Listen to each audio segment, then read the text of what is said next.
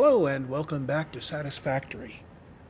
We are in the middle of trying to get started on this Phase 4 stuff. And to do that, we need to do other things. And if the term yak shaving means anything to you, yes, this is yak shaving because we need to do A, but before we can do A, we need to do B. And before we do B, we need to do C and so on. And we're down around W or X. You can see the checklist on the upper left-hand side of the screen, which is now growing and growing and growing, which I think I've set up in a rough priority order. Well, not just priority order, we really need to do them in this order. We currently have a factory that we did last time. Very nice factory, uses the diluted fuel here, and it turns out two pipes of 400 fuel per minute, of which we are using half. We run all of our old generators, and we have half left over. And we are well within power budget. Double check that because I haven't looked at power in, 10 minutes at least. So currently, we are looking like this. We are producing about 6 gigawatts, which we are punching up with one of the alien machineries, which gives us 500 and then 10% of all the base. So it's giving us 600. Our max consumption keeps rising, so our max consumption is actually over our production. But here's the trick. Most of this factory is not running. And I am going to absolutely count on that being the case for a while, because I don't want to build any more power until I've got more stuff going. We are puddling along. We are consuming under 2 gigawatts, which is why I'm not really feeling the need to lay out more. I could double the amount of power right now just by laying out more generators, and I wouldn't have the fuel then to make the plastic and the rubber that I want to make. You'll see there that we have the potential for making 400 rubber and plastic by using half of our fuel. Specifically, the half of the fuel that we aren't using. And that's all from one normal node. We still have, we have 6 times that much available here to us right now. I believe I am overclocking this to 250. Yes. So a normal node overclocked to 250 fills up a Mark 1 pipe, or half fills a Mark 2 in this case. And you can see we are using about half of it. Oh, wait a minute. It's been going long enough, I should be able to just look at the percent. There it is. So yeah, we are using about 50% of our oil right now. And it's very likely that most of these machines will also be running at half capacity. 20%? 21%? Squeeze me?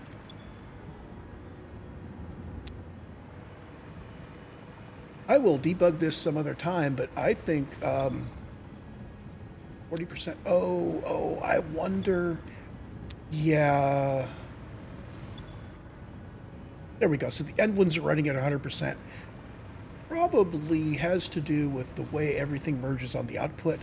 And as we draw more fuel, it's going to preferentially get the fuel out of the end guys. Okay. So if I added up all the numbers here, this guy is probably running at about half. We are currently producing a small amount of rubber. We're producing 20 rubber, and we're producing 60 plastic. I was thinking about making that half and half, and then I decided to just emphasize the plastic because I had a short-term need for more plastic. We have some things that use it. I think some Mark II pipes.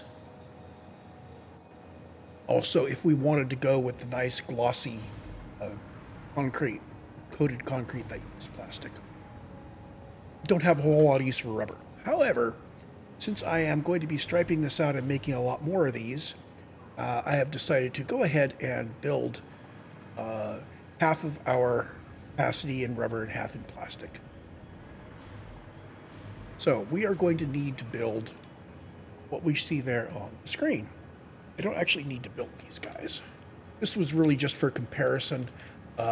what's going on with the residual plastic. These guys, turns out, if you build the rubber and the plastic as production lines, you have each one feeding the other one, and you get half of your rubber goes to plastic and half of your plastic goes to rubber.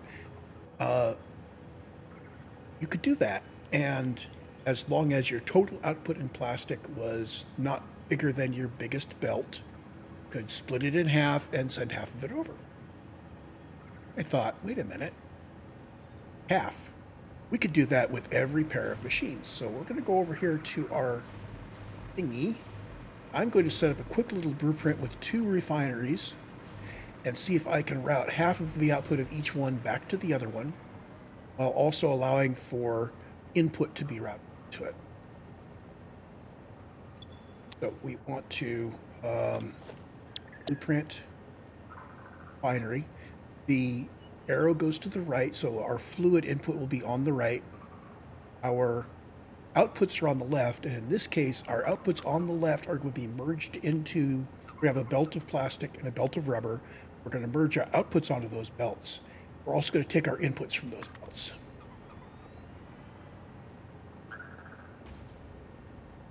I was tempted, come on, blueprint, take you into place. I was tempted to put these back to front. I realized that was completely unnecessary, because that would put the plastic on one side and the rubber on the other, and the fuel on both sides. Ugh. So what we'll do is we'll just have the outputs feeding the inputs underneath. These have no fluid outputs, so we can get rid of that. First off, anything I can delete early saves me pain later. We don't need the basic walls. Those are for alignment as I place the blueprint. We will put the walls back in. We put some walls back in unless we have some other thing that's forcing the alignment.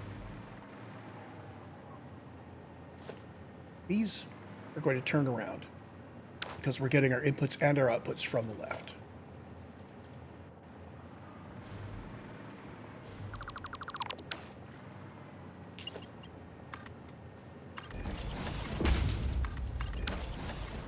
Okay. And I think I know how I want to do this. I'm going to need to have a floor plate at the appropriate level, which is 7 high, so I can run my Wait a minute, no. I can run the belts at level because there's no fluid on this side. Yay! Makes it so easy. Just take this and we go, you get a 4 meter high, and the rest of this, it's a 1 meter high.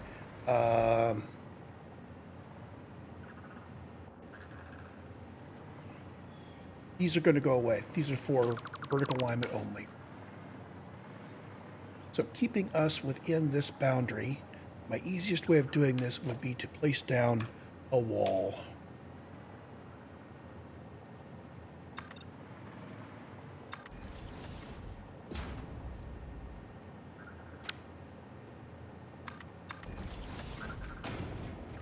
So if we're going to tile it, I need everything within those walls. So the easiest way, since the output is on this side, is just to bring this straight over to a merger. So we're going to put in hole. This belt is going to be on the right-hand side centered, and the other belt's going to be on the left-hand side centered. So first output comes out to here. Go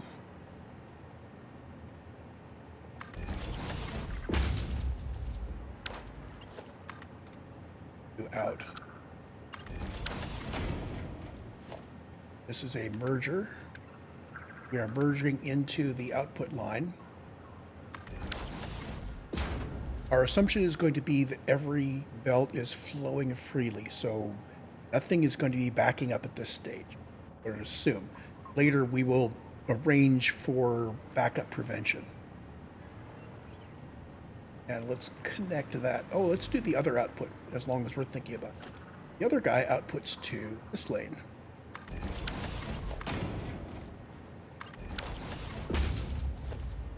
And he gets a merger, again going right. Cool.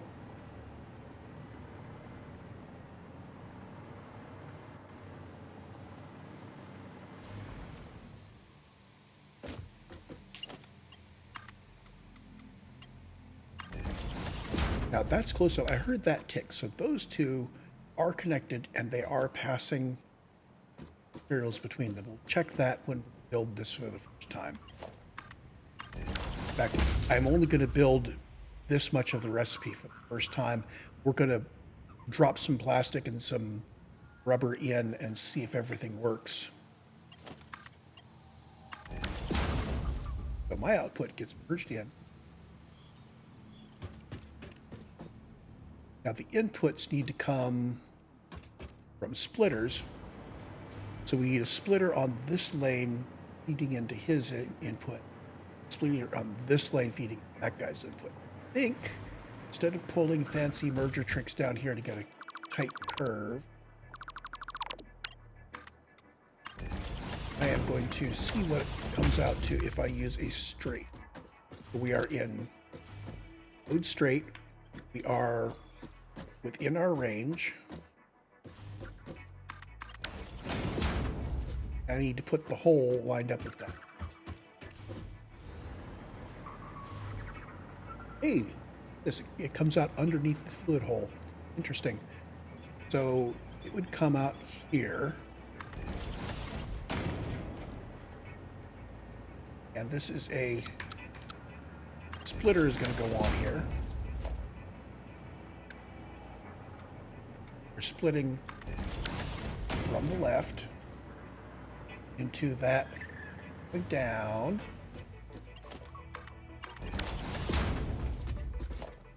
Move belt.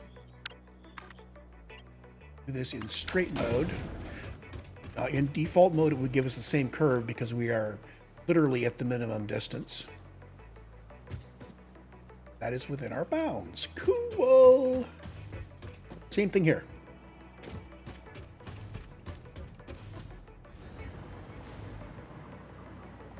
We noticed it was under there, so I'm going to try this first. Verify that our straight mode comes over underneath the hole. It does.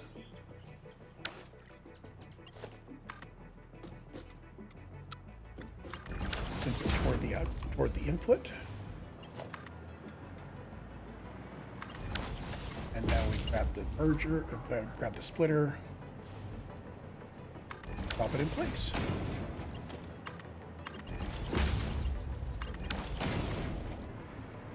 So now each one of these guys pulls from its input belt and merges onto its output belt. Almost forgot. You are all hooked up. Fuel. Now, of course, fluids don't work properly until they're painted. My head cannon. There we go. And power. Eventually, when we build this into a 5x5, we will have the corner power and we will arrange the power depths otherwise. For now, I'm just going to hook up these two to each other. I'll leave the rest of the power undone. We're going to remove the decorative walls. I'm going to leave these guys in. So what edges do we need to force with our walls? This edge is forced. The width is forced by the machines. I think I need a wall here.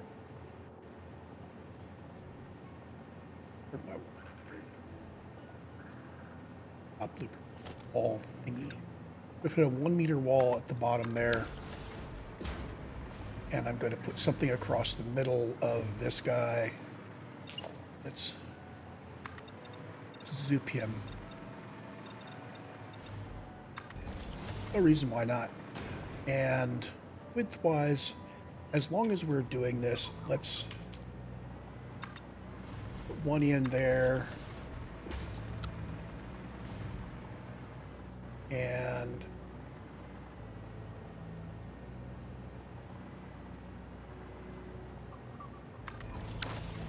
those will guarantee it. Even, you know, the refineries do guarantee it, but that kind of gives us a little bit of a thingy on the bottom that says, yes, thou shalt not go no further.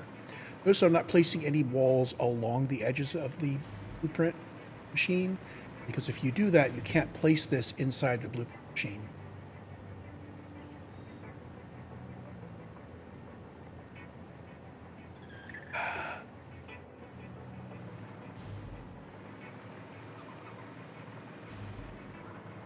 Are we good?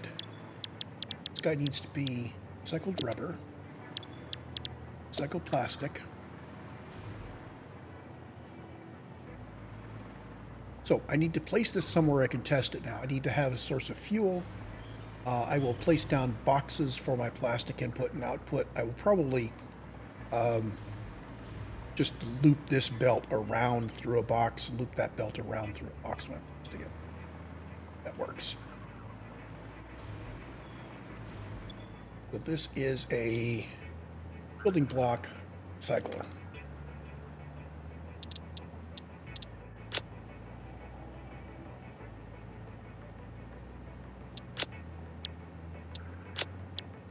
So, testing.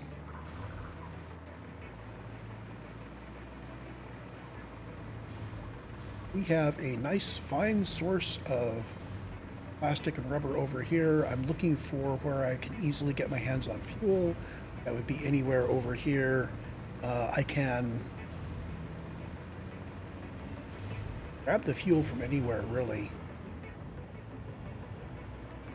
I may simply put a junction on this guy and bring it over and down. In fact, that's probably what we should do.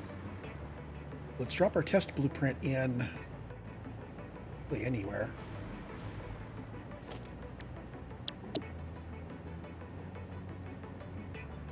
I'm going to go to Load Default. I'm going to turn this in the proper way. Oh, there's another reason to have that little wall on the bottom, is so it gives you a point to clip to. Thought about that.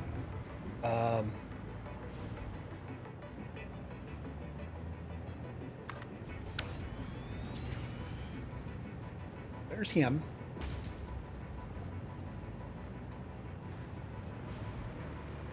We'd get him some fuel.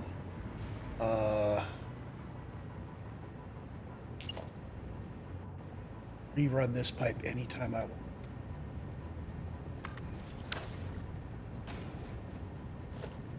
Now, a habit to get into. When you place a junction over a pipe, notice that pipe and that pipe come together in the middle. This appears to be the source of some numerical problems. So I delete it, put it back in. We want a Mark II, clean Mark II to here,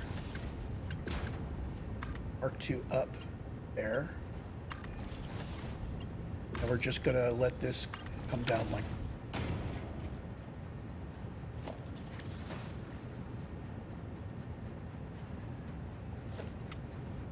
you don't paint it, it doesn't work. So this now has fuel. These guys are now getting fuel.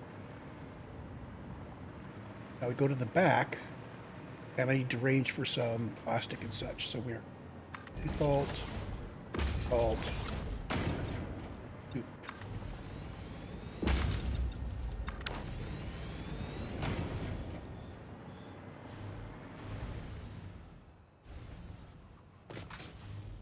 There's no power here.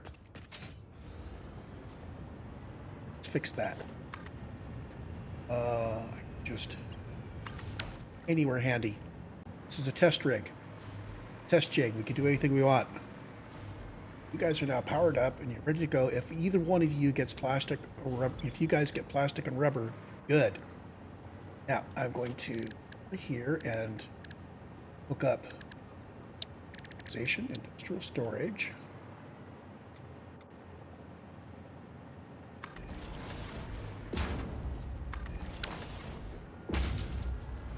What happens? I hadn't thought about this. What happens if I put a Summers loop on this? Will it deliver 120 plastic per minute for the 30 input?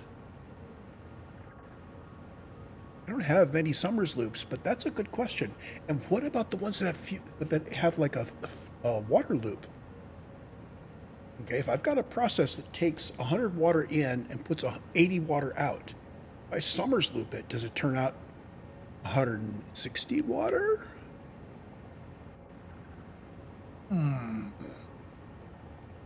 This sounds like the problem we had when we could speed up one of the nuclear processing things in Factorio, where you would take, I think it was a Covarex process, where you took some uranium in and you got a little bit less uranium. So you had to have like 40 in, you got 39 back out, and you got one of the hot rocks. And if you increase the productivity, it increased the amount of both of them. So feedback loops got weird. So let's not do anything weird with feedback loops.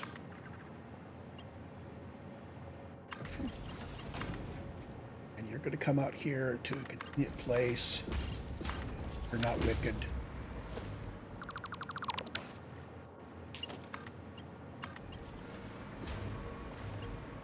And your input there, and your there. So each one of these is just a big long loop. So we're going to put plastic in one and rubber in the other. This machine takes rubber input, so this outside line needs to have some rubber. I am going to grab some rubber and plastic. It should be in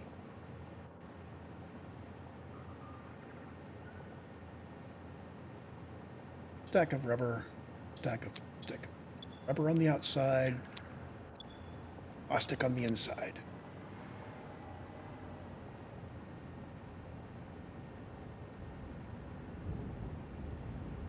Both these machines should crank up.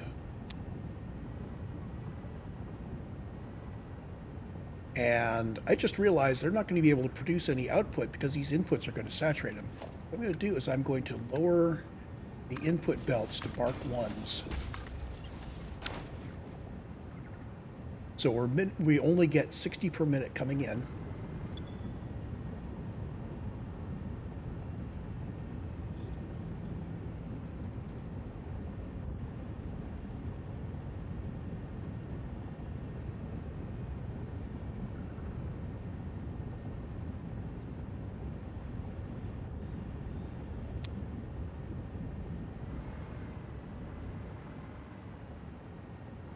So if I make these guys Mark 2s after the merger,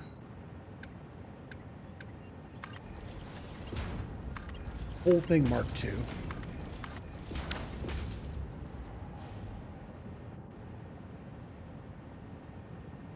So we're sending out a Mark 1 belt, and we're getting back a Mark 2 belt.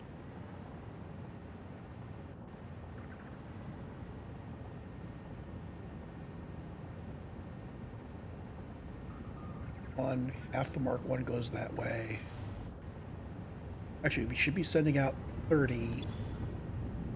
Sending out 60. But 30 of it is going to this machine, whereas before we get 30.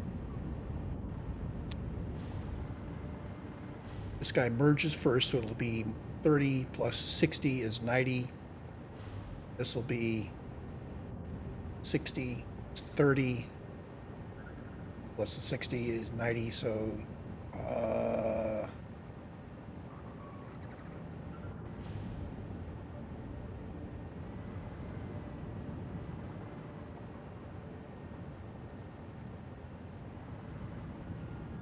I seeing that before? Okay. Oh, that's right. He said he every 12 seconds produces 12 of them. So he'll stack up 12 there and they will filter in. So we started these with one stack each. And they should just over time build up more and more. Let me go ahead and make all the post. It's really only the first bit that needs to be slow. I was hoping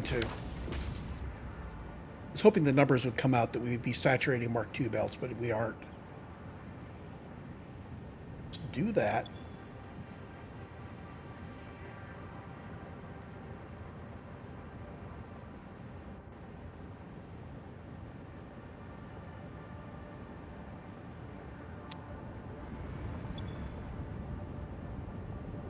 Actually, these are going to continue to accumulate plastic until they're full. Um, let's just set these to Mark 3s and Mark 4s on the input. Just need to make sure that there's room for these guys to merge their outputs onto the belt.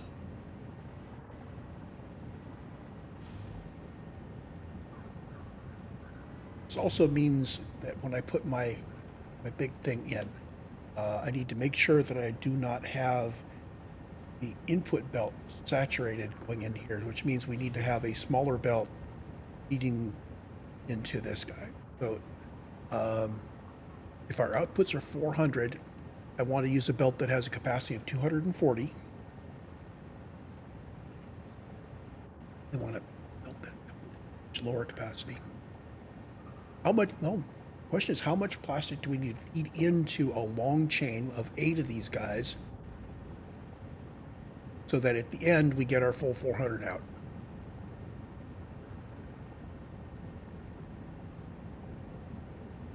As remember, we get the first machine taking 30 from one side and putting 60 in the other, and the other guy takes 30 from this side and puts 60 in the other, and back and forth and back and forth and back and forth. So we may not need very much input, all diverted. I'm going to try limiting seed to a Mark 1 belt, so 60 per minute on both sides seeding this, and we'll see what happens for the long chain.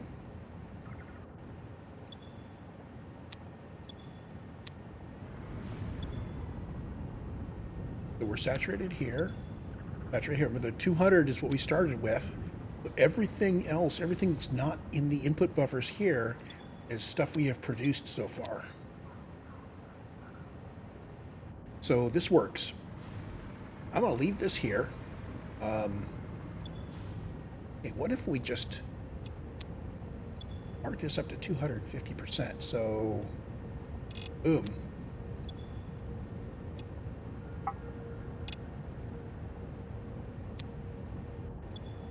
Their inputs, they're now running 75 per minute input.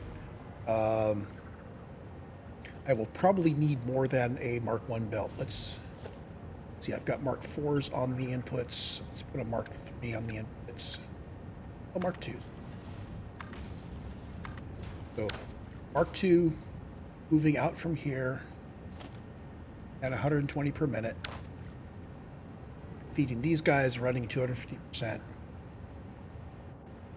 Got a Mark 4 coming out here.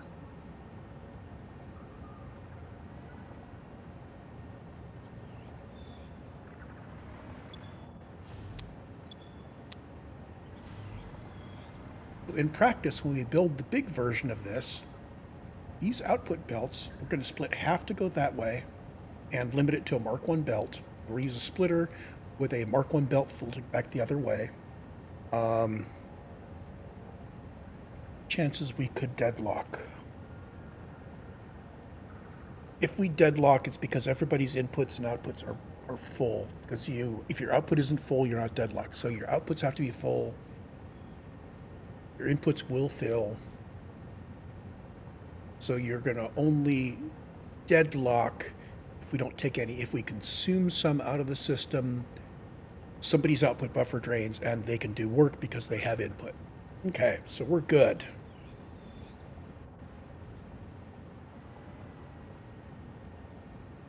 In fact, we don't even need priority splitters. We could just say half of the output from each side goes to the other side. Cool. Now, I could I do that? Half of the output of each side goes to the other side's input. Could I put that in my blueprint?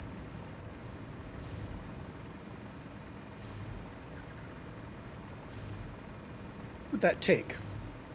Still want this, but what we'd want is, for our output, we'd have to go into a splitter. So half of it would go this way to the other guy, and he would need a merger. So this would be a splitter, and that would be a merger, and that would be a splitter, and that would be a merger, and these would cross underneath. I am willing to accept a nice clean cross in the middle. And we would still have these lines coming through. That gets messy. I think I will just do. I think I'll just do it out at the end. Now, if this guy fits twice in the blueprint designer, so I'm going to do that. This is currently known as BB Recycler, and it works. So we're going to clear blueprint designer. I am going to pick up all of that. Just had a thought. Do I have? Yeah, take from inventory before depot. We don't want to be draining the depot for what we're doing here. We'll be flipping that when we are just in a build mode. But as long as we're deleting, building and deleting and building and deleting, we take from the depot first, we will overfill our inventory. Blueprints, BB Recycler. And you're going to go on side. Go to build mode blueprint. Rotate it to be the correct direction. And aligned, and really can only go one place. This is our full 5x5 blueprint. Let's hook it up. We're going to do the power differently. We're going to remove all these fore and afts. I will be hooking up power through the middle and to the corners.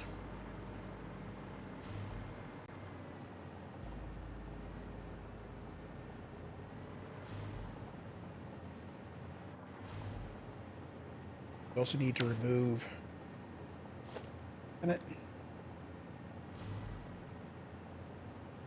You and you. We're also going to be. If I hit F instead of G, that's a problem. We hit G to change our filter to the foundations. Back around to the other side. Set our filter back to the all outlets. Set our filter to the basic walls. So I can get alignment walls.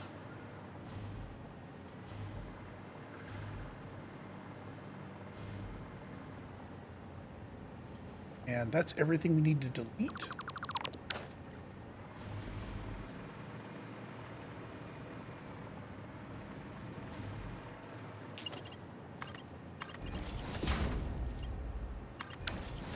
If I had Mark V belts available to me, I would use them. I don't have enough aluminum to assure, I don't have the aluminum parts to assure that I can do the entire build, so I'm not going to be using Mark Vs in the stuff yet.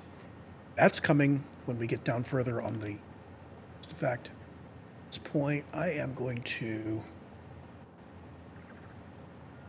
use the size of this thing down to what we're focused on.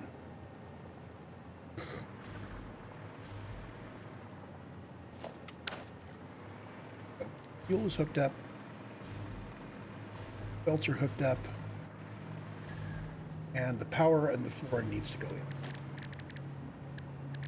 Blueprints. 5x5. Concrete slab. Turn off the blueprint stuff here. And front of it go this way. Reason.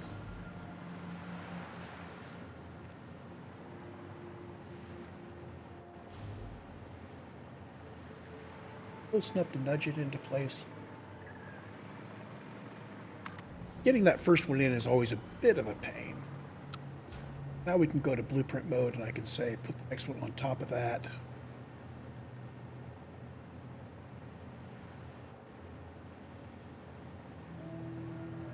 I briefly considered making a blueprint that had multiple floors, and then I remembered if you do that, you can't delete the entire, just one slab out of the floor.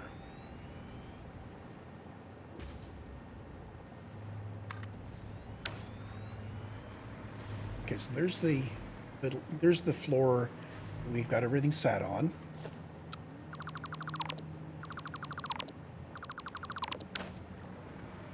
There's going to be a higher floor, but we're going to use this for the moment. They're all hooked up with the floor.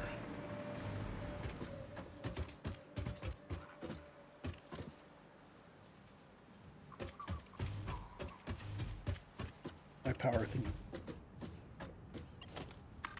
So these guys now need to this way. And now I need to go do the four corners.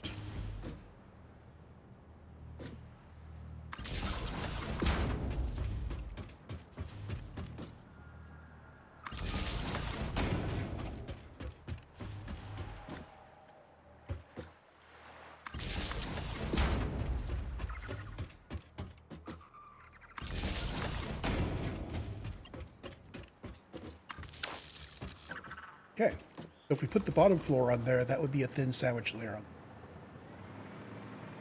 Don't put the bottom, it sits nicely on whatever foundation we put it on.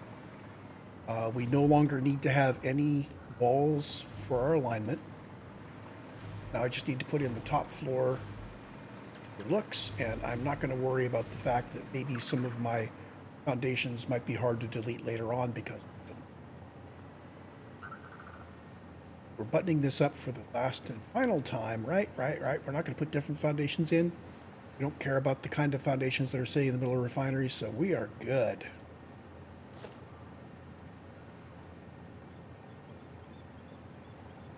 Right on that edge. And I think that is kind of a finicky alignment. There's the level.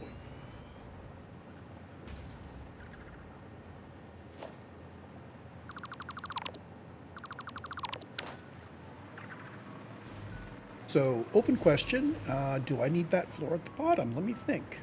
I'm currently using it, so I think I'm going to keep it. We have a lot of belt work above it, and down below it we have the other belt work, and they're two distinct kinds of belt work.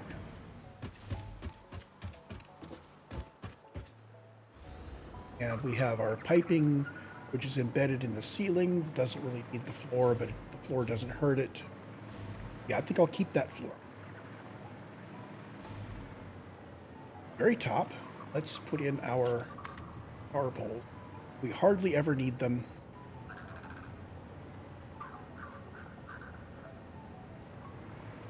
It's not.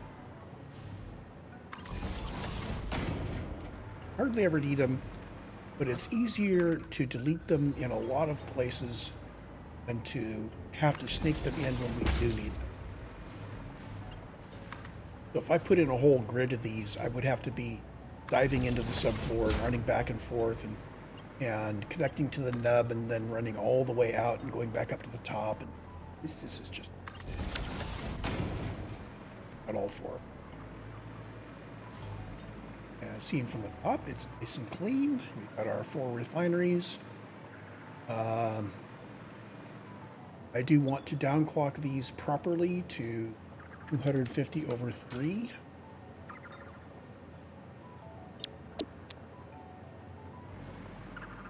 In fact, I'm going to set all of them this way. And then I need to set 2 of them to rubber, 2 of them to plastic. Let's do, he's plastic. I'm going to do him to rubber.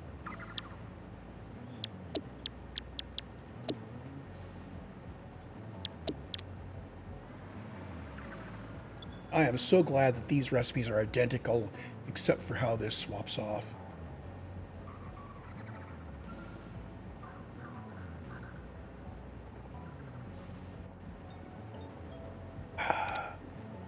There we go.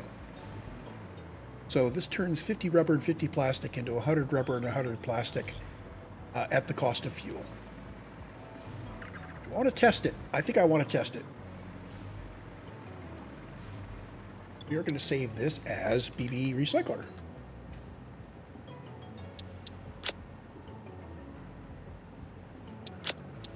This is a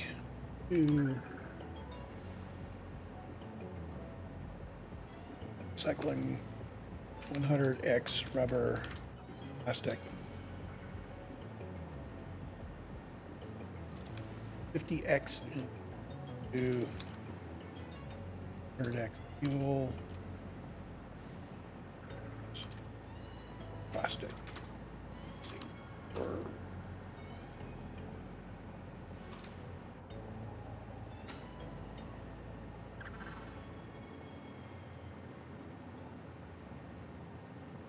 Be overclocked to 2.5 times that, so 155x input and no, to 3 times that, so 150x each input to 300x.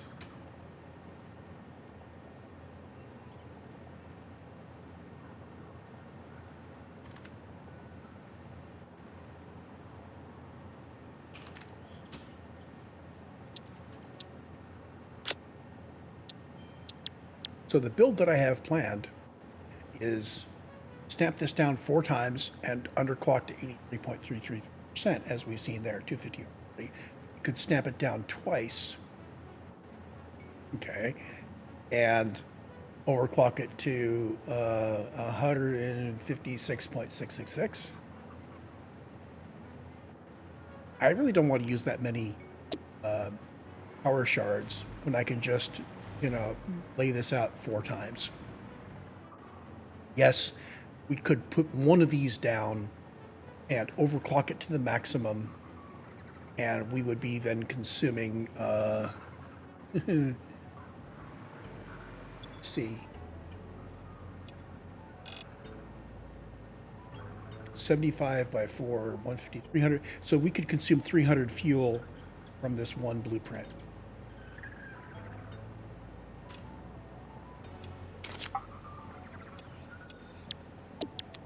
Okay.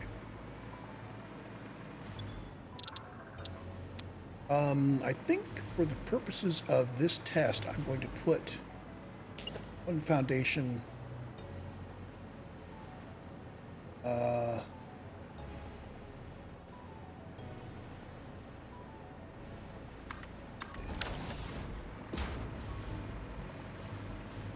How is test jig looking?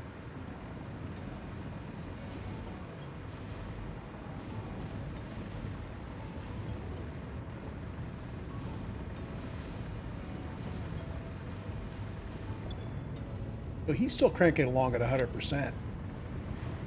They're still cranking along making this stuff. We're at autos. Oh, we better kill this in a hurry. It's my vertical alignment weaver down by 1, which means I wanted to place this on top of a foundation there. Got it. Makes sense. Currently dismantling EV recycler.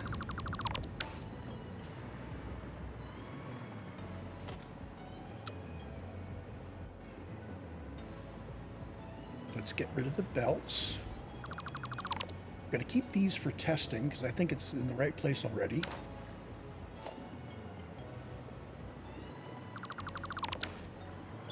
Toss all of my plastic in there. All of my rubber in there.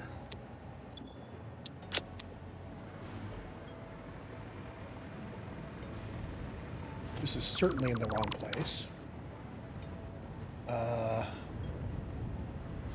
Let's build a bit of a port plate here.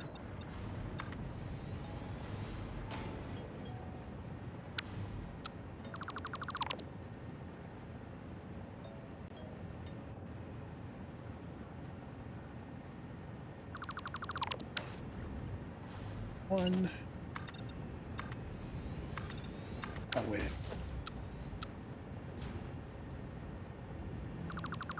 What am I doing?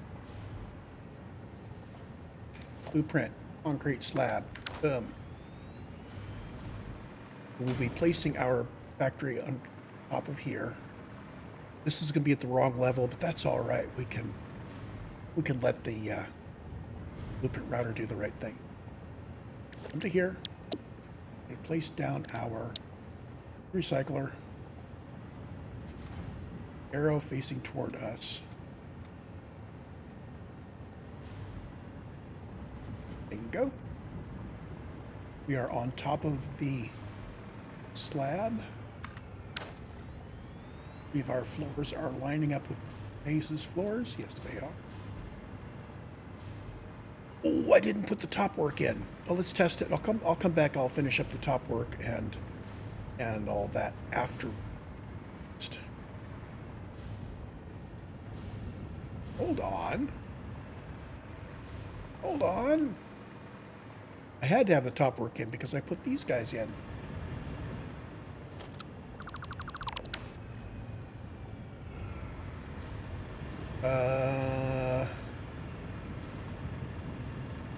Why did my blueprint not place upper floor foundation? Something weird about him?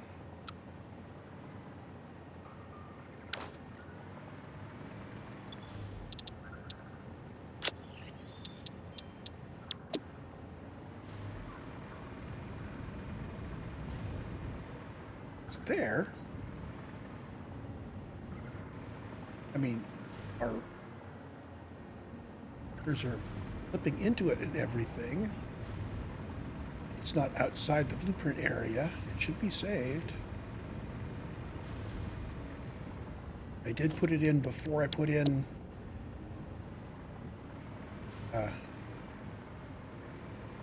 yeah, see, the upper floor is gone.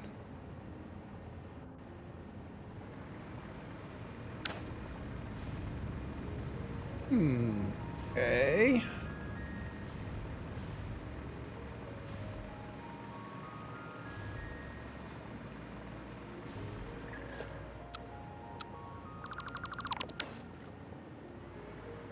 Try it again.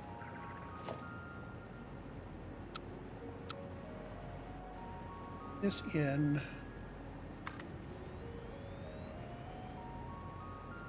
Let each one finish building before I do the next one.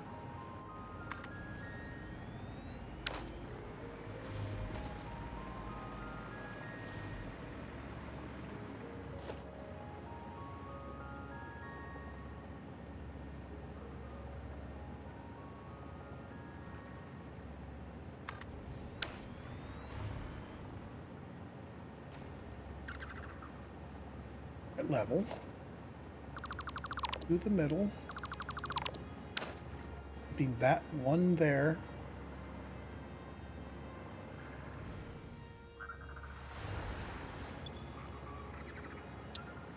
Save blueprint.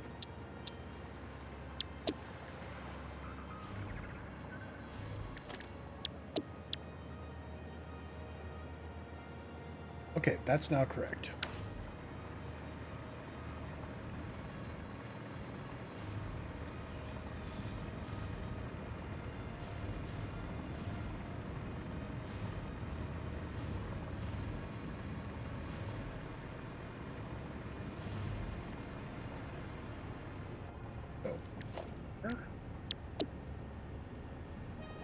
Arrow to the left, blueprint mode. Hologram, we've got the one there, we've got guy up top. Good.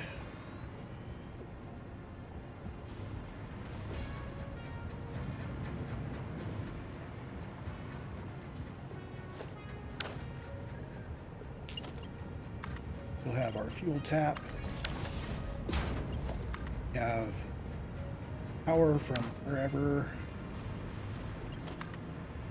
We left a power node up top there. Let's do that. Keep this power pole here because I keep coming out here to do testing. Got power and fuel.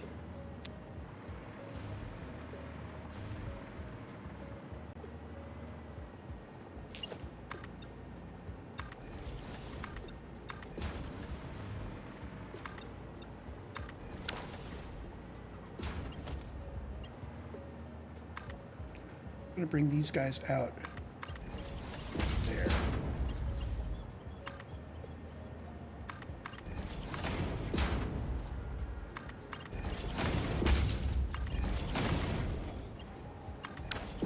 Oh, did I get the right one in the right place?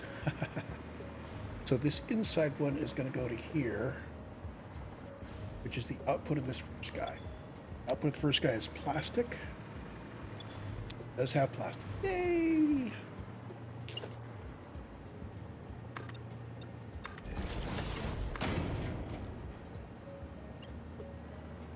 Bring you out here.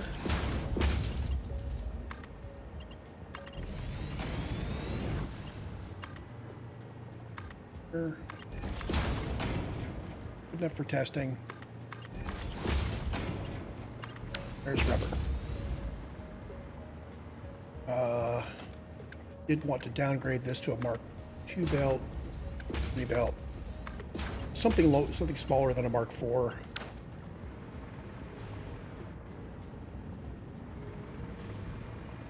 Make sure that when we have output from this guy, this will have space for it.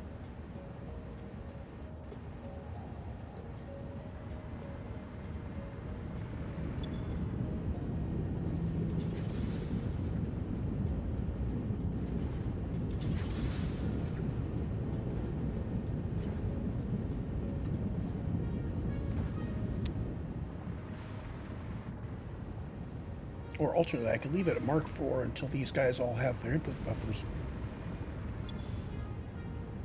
Yeah, I think I'll do that.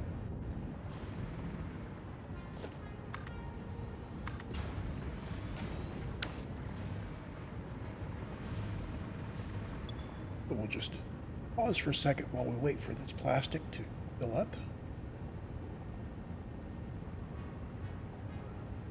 Now, what happens if I just let it do this? What happens is that the final belt will be full, okay? Because 2 inputs to the final merger would have to fill that in order to have things back up.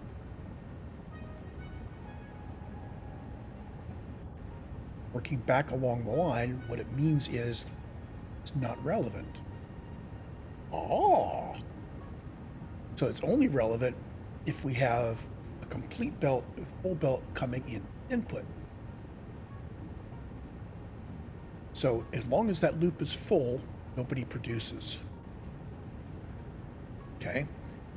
If, for example, I am taking some of it off to put in a box, then the input belt will be low by that much, and we'll get items put on the belt, bring it up to speed. So I don't think I actually need to use the dodge of a lower speed belt.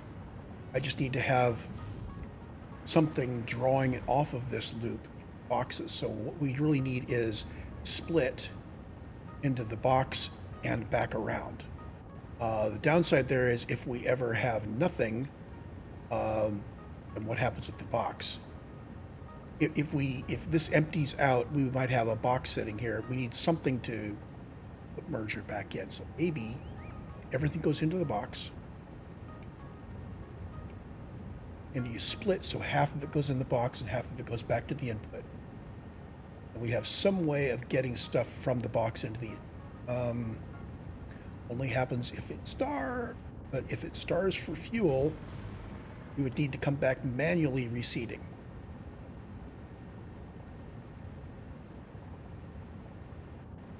Which is exactly, if we're going to do that, we're going to have the output from the box somehow providing some input. So we're back to the basic idea of a Mark I belt coming out of the box. Make that explicit. You would come to there, but we're going to bring you to there. We're going to have a section of Mark I belt.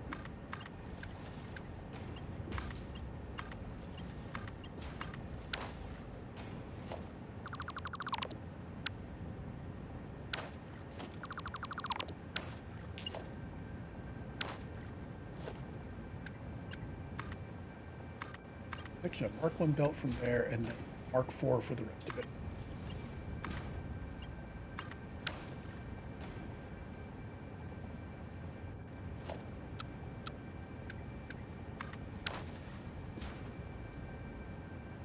Yeah, me fumbling around is just me fumbling.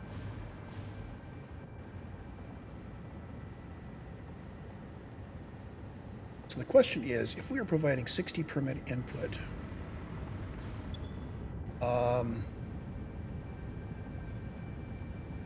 that will top this up. What if we overclock it all the way?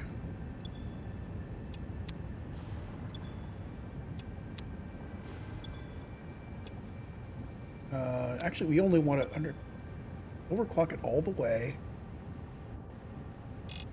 Going to be dragging more fuel. We only want to overclock it to 200%.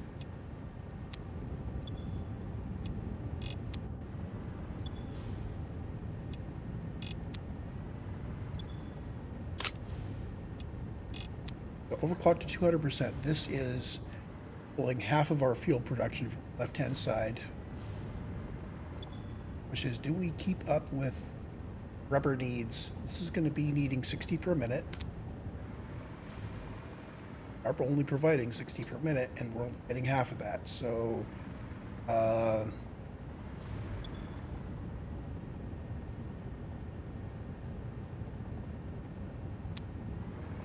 this eventually should start to run down. Let's leave it on this, and let's see what happens long term. We should be ending up with these machines being slightly starved. These still running at full.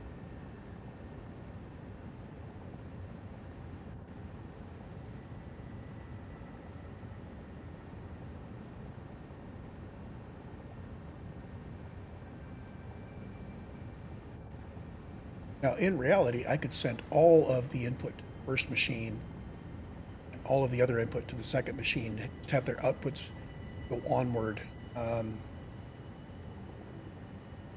So the first machine's output would be twice what the second machine wanted. Add that to the second machine and go on for it. So there are clever ways around this, which involve taking all of our input only to the first pair of machines. Well, there's an idea. Instead of having half and half. Nope, because it's the first plastic machine feeds the first rubber machine. And the first rubber machine then feeds the second plastic machine. So we would only need a small amount of either plastic or rubber in the first machine, cascade through everything.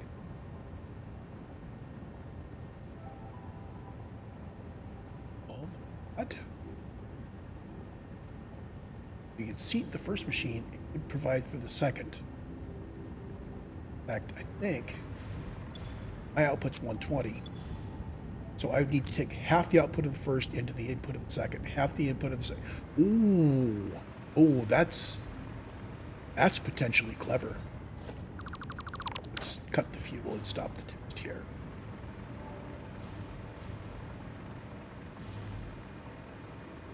That actually might work.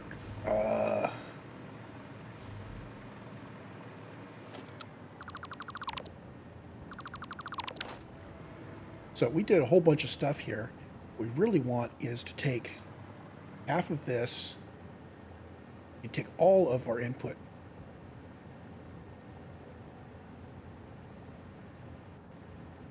So there's a distinction between the first machine in the row and all the machines in the row. If we size this to handle half of that,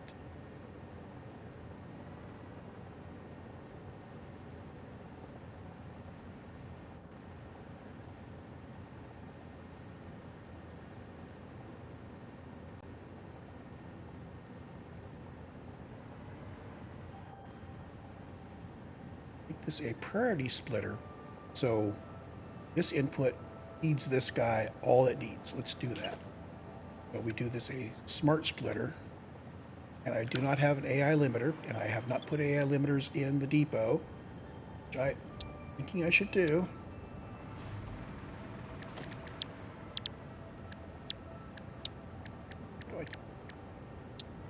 Well, probably because I'm not spending a lot of time at this level of inspection outside of recording. Let's do a few of them.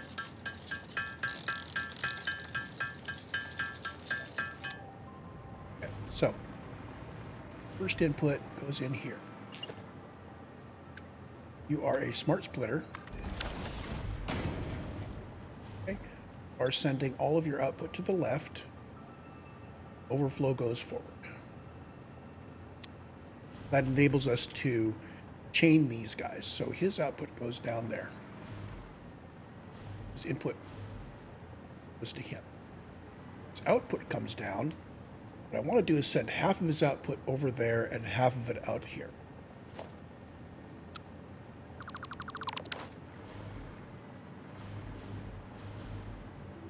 This is here. That needs to come down into a splitter.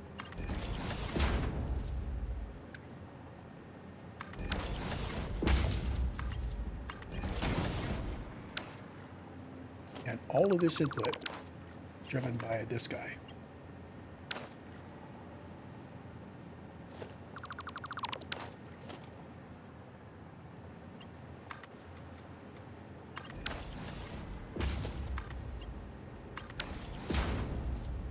I am perfectly willing to deal with crossed belts. Let's start with the first belt.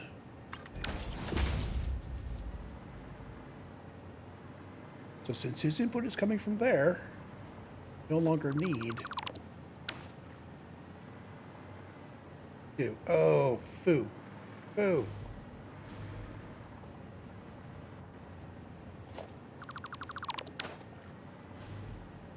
The wrong one.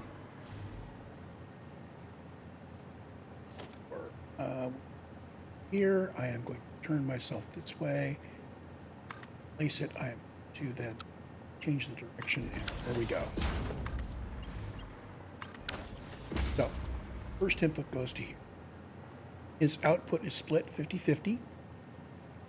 I could use a smart splitter to say, send everything to the next machine, but I think just going 50-50 is going to be good enough. And half of it goes to the output, and the other half is to the second machine. Second machine's input comes from here. This merger, this splitter goes.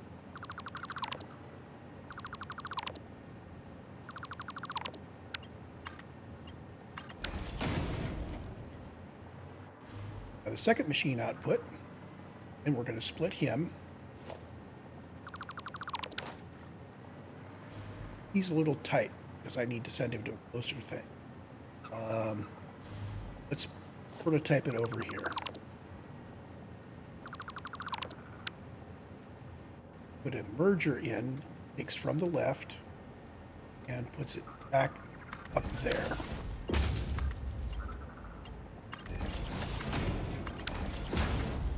But there's my output geometry, sends half to the next machine. We're going to do the same thing here. So, air lift going down. And this guy is a conveyor lift up.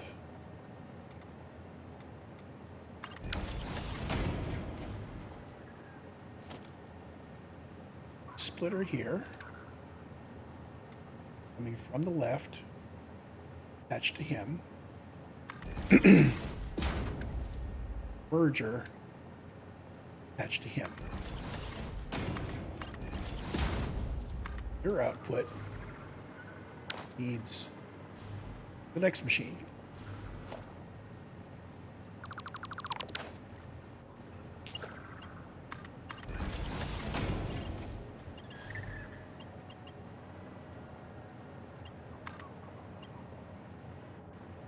Could come from there. Although that flips wrong. Let's do it the other way.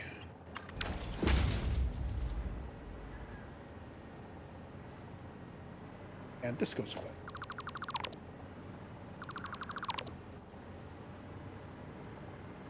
Belt. Belt. Oh, I like how this is coming together. So now this guy, we do the same thing here.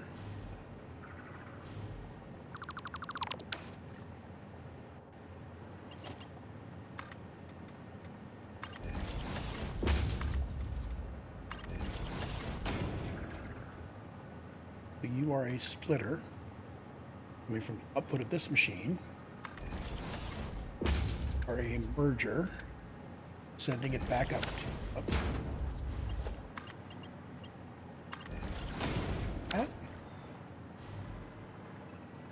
half your output goes over here.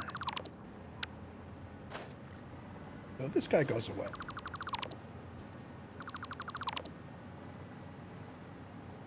I think I need to get rid of this belt. So when I hook them together, I need to remember to hook all the way back to here and out.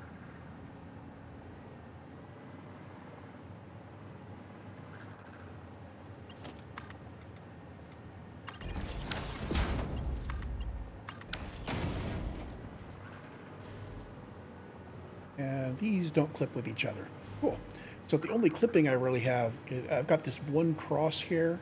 The way to get around that would be to flip these around so we've got, fairly difficult to do given that we might get around it if we had our belts going left to right, so we could change the handedness of the whole system. That might get around it. Don't know. Put a lot of work into it and find out it doesn't actually solve anything by just flipping the problem to the other end. And his output just gets merged back to here. The other alternative is I could have, again, this could be a splitter. Ooh.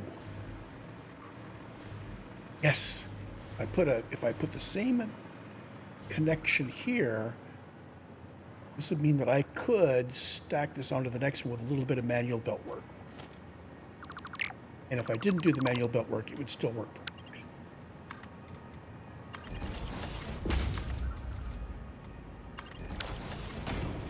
So, splitter here, there, and this guy would come out. Bring it to there.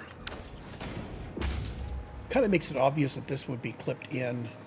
So now when we put another one on the end of it, we could decide to reroute this guy so he doesn't have this crappy stuff. If we wanted to get rid of that bit of worry, we would put a splitter out here first, take some in. Let's do it.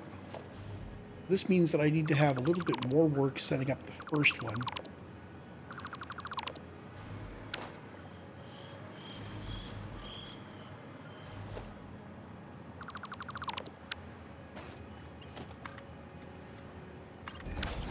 This means that our solid input, all we have to provide is some plastic to here. And in fact, that means that in a long chain of them, these connect up. And this just gets a little bit of plastic into the first one. And this provides the plastic out here. Go to the next one line. Oh, I like it. I do. Let's go with it. Oh, I do need to test it, don't I? What I'm going to do here is instead of all of this, put this in default mode.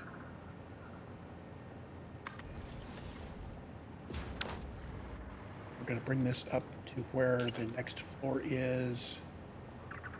It's right there. Okay, so now I can go here. I only need to do this. Oh. Ooh. Did not save me any time because it doesn't work.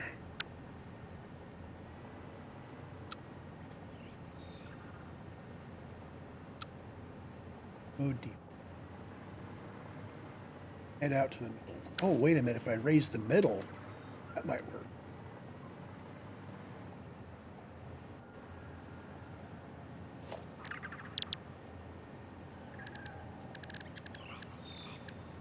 Jeez. You guys in the middle somewhere.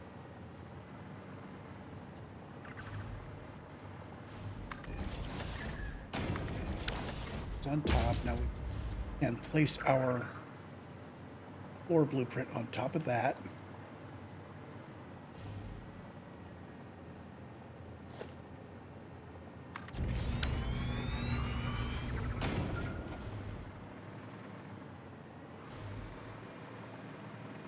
level?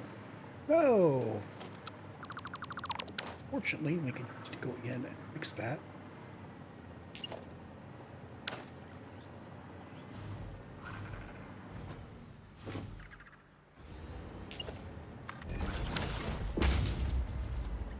It. Concrete slab. And you should go around collars. You're perfect.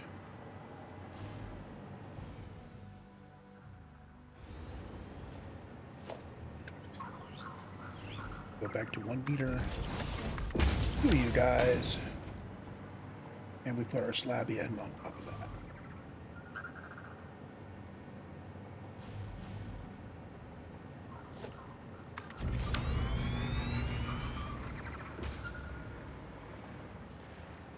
Perfect. And we just have to get rid of these in the middle now.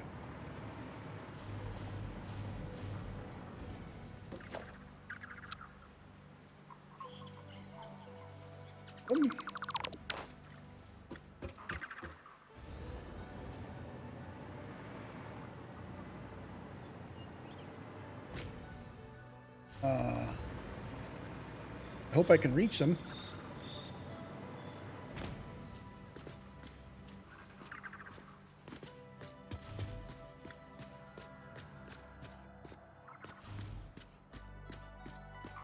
There we go. 1, 2.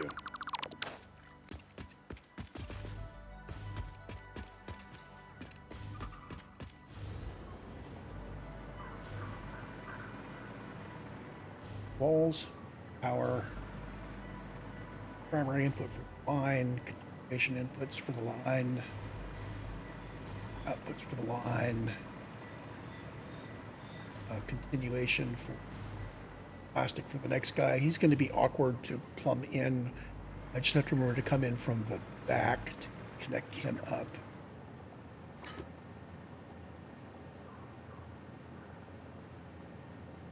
Okay. Save blueprint as BB recycler. I can place him on 9. Still have this old blueprint on 9 there. So.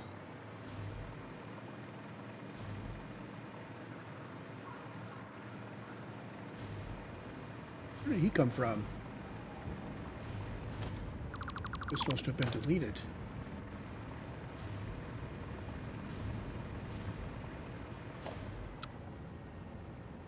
So all of those X's, I am not sure why it's showing X's.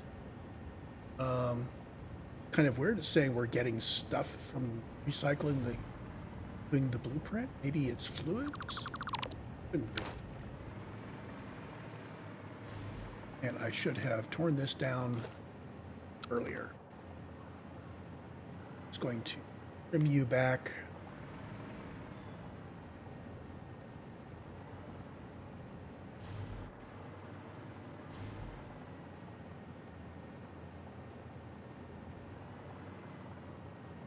In fact, all we really need is so the outputs are going to come around here.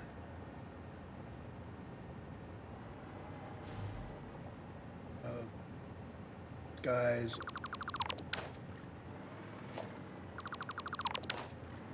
Plastic is the only. So the real test will come when I put down 2 of them. That's production level. 2 on each of the fuel lines. Hey, maybe I bring them out here instead of out over there. Let's get rid of the little pontoon I set up out here. I don't need it.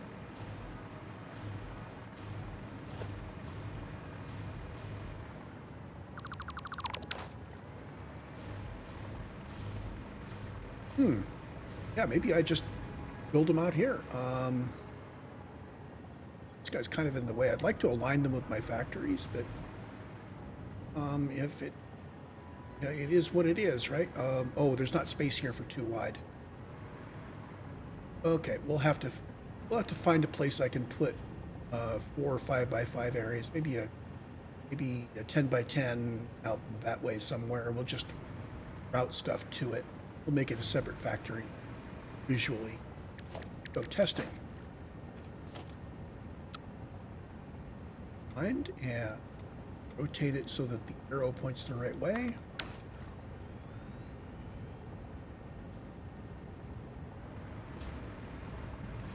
Hook up the power.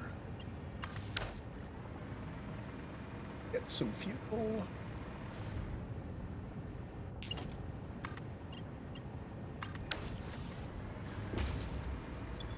Currently set for lower rate, so this is the rate I will use when I build. Copy.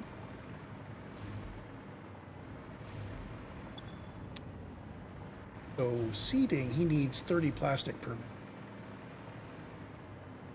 So this plastic line should be running at half rate. Once it's running, I am going to actually run rubber. Run him as a Mark IV belt all the way around. Replace it with a Mark I belt shortly.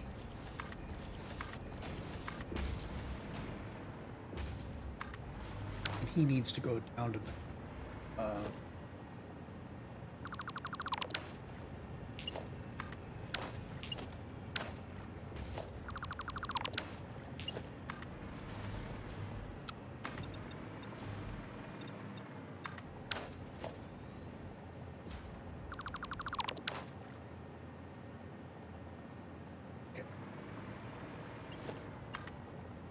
come to the edge.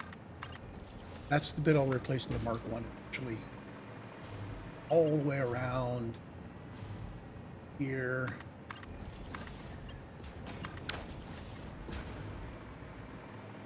And we'll just go ahead and fill his input up. He'll be taking 25 rubber per minute. No. I thought my first input. So let's just flip these back and forth.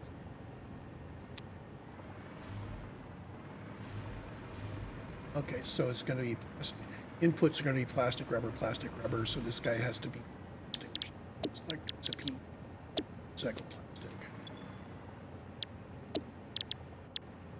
Just going to do this for the test. I know. Build what you fly what you test what you fly what you test, but this means I'll be seeding this with a small amount of rubber, maximizing the rubber and plastic coming out. I like that because I have less worries about rubber.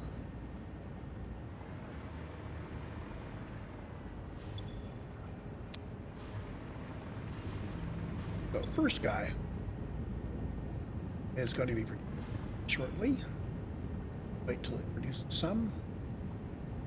And half of its rubber is going to go to the second machine. Should allow it. Feeding. Third machine. Oh, we must have already had a cycle.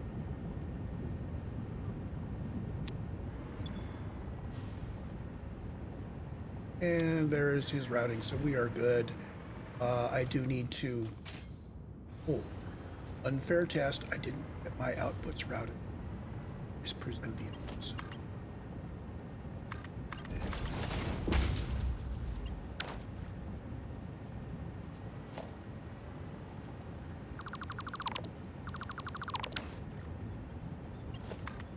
Are going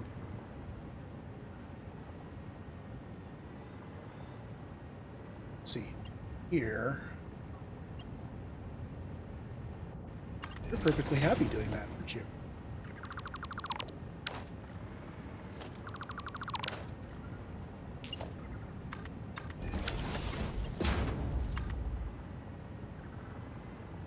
That work?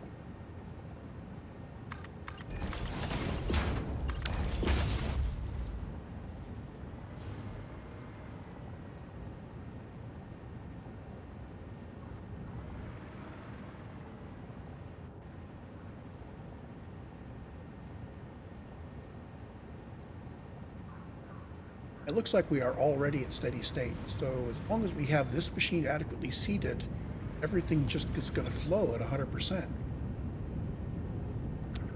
Now, if we raise all of these guys up to 200% levels, which will take a more... Oh, Let's raise it to the 200% level.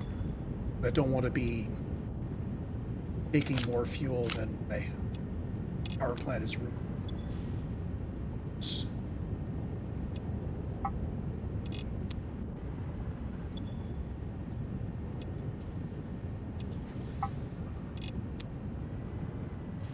$250. We are wanting 60. We are wanting 60 plastic per minute. Even if I reduce this to a tier 1 belt, throttle it, we should be refilling this belt as fast as it drains. Exactly.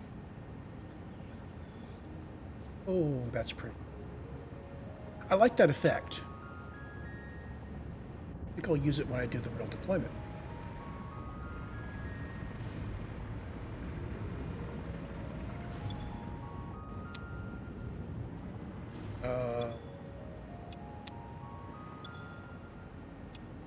Lock.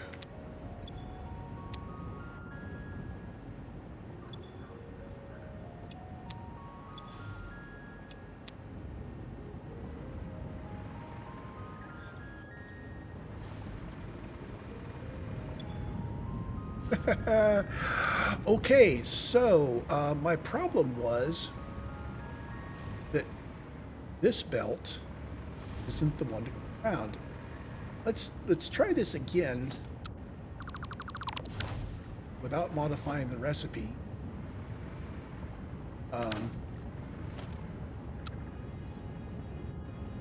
Bearing in mind, seed comes from the outside belt, not the inside belt.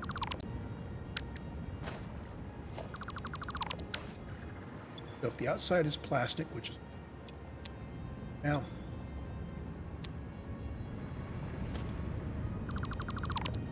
right.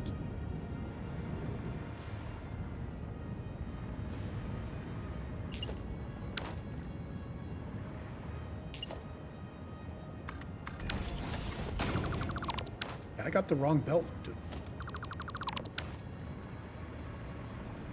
Do it again, this time with stock recipe, not changing it, just picking up the correct thing.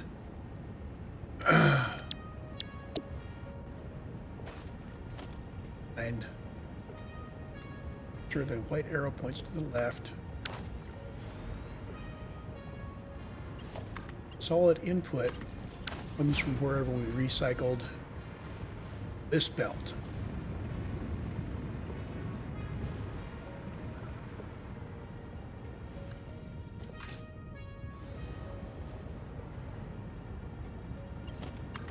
Not.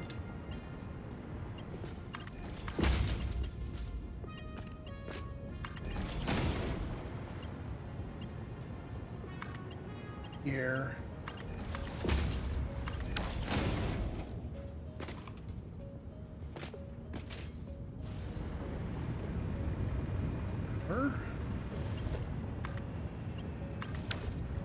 Have any fuel yet? This guy wants plastic. So, outside box here needs to be plastic. Got it. I'm going to put a Mark IV belt in temporarily so we can get him fed. Once he is full, I will switch it to a Mark I belt so we can watch the pretty pattern.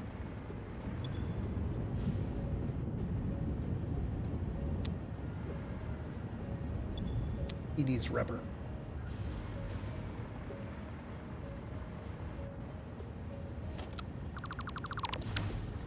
To be more careful.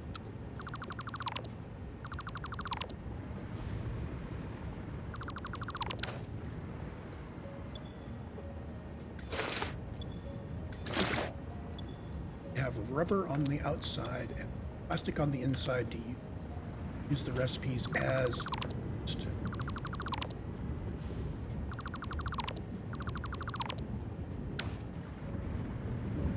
disconnected. We're all disconnected. Okay. All right, again. The air to the left.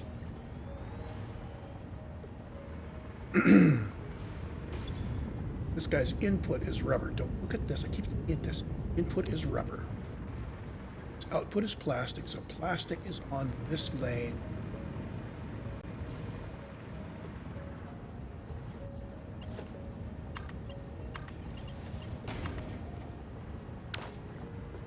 Go.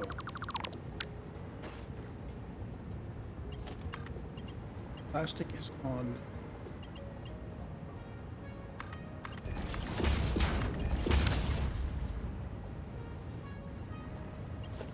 rubber.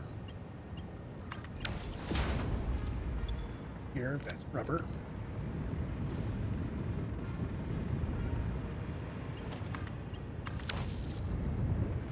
And rubber needs so far.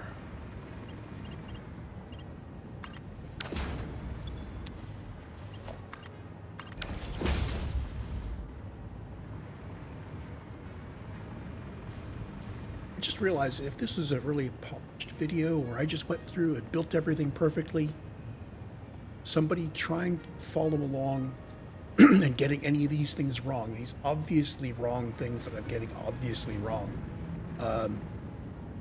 wouldn't really know the fact that, yeah, sometimes it's best just to erase the entire blueprint and place it again. Reason why I did that is because if we have the wrong input, that wrong input is in all of the lifters. You have to get in and replace all the lifters, and then when you delete the blueprint, the lifters you placed were still there. So he is making his 25 rubber a minute.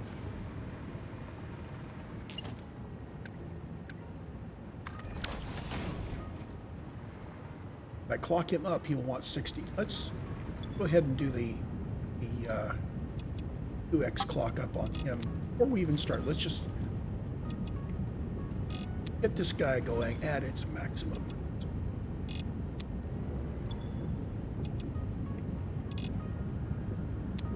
So total fuel is going to be 60. Wait a minute. I only want to draw 200 fuel per minute from over there, so we bring this down. Target production rate 100 per. There we go. Otherwise, well, for testing purposes, I can run it at 200%. I just need to remember we are not going to be clocking up. We're going to be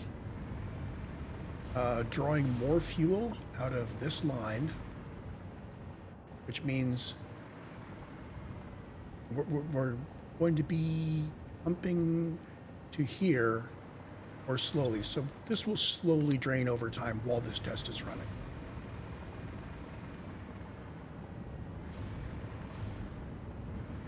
Set and ready to go. 100, 200, 200, and 200. All ready to go. I have my rubber supply. I have my little thingy limiting it. We're going to need 50 per minute, which means this Mark I belt should stay saturated. In fact, this guy will build back up, and the Mark I belt will be saturated. It will be moving 5/6 of the nope, 60 per minute. So yeah, this guy will be exactly saturated. We will just fill this guy up, and then we'll boom, fill him up. This is the level at which we just exactly hit 60. Get the fuel applied.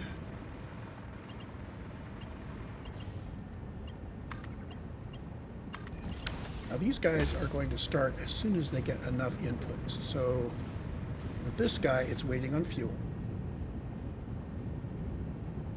He's the far end of the fuel from the way I put it.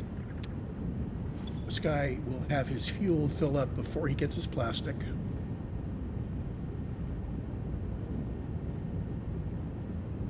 Plastic, and now he that.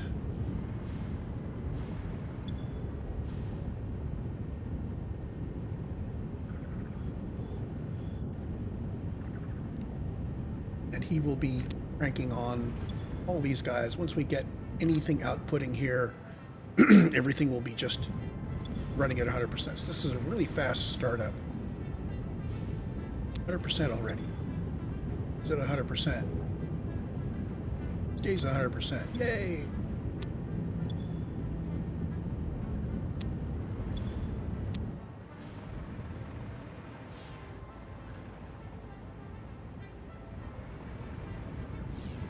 So total output is 120 rubber plus 120 plastic plus 120 rubber plus 120 plastic minus 60 of each. So yeah, 120 total per minute, I think, is what our output is.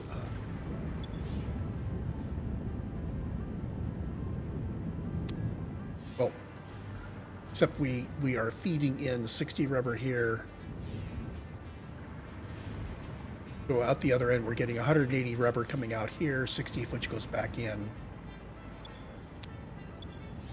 So if I grabbed all of this, let it run for a bit. Let's see, we are now at an hour 31.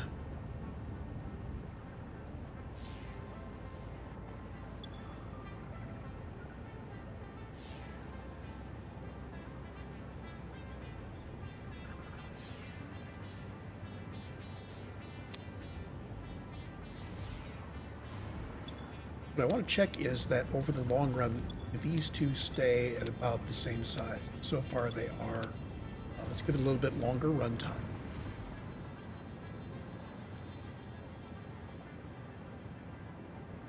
So this is just exactly filling up.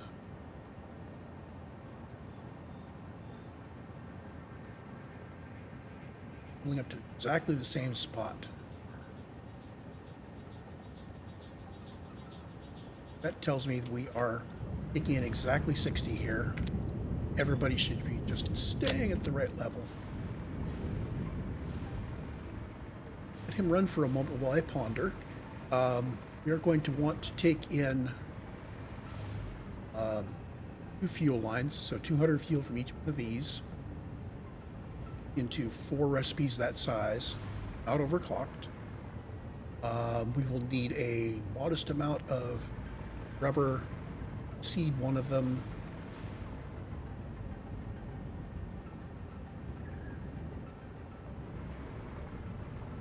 And based on the quantities we see there, I can merge all of the rubber and all the plastic from all of the recipes together, and then just take a little bit of rubber out and split it between the original inputs. So, 4 of them.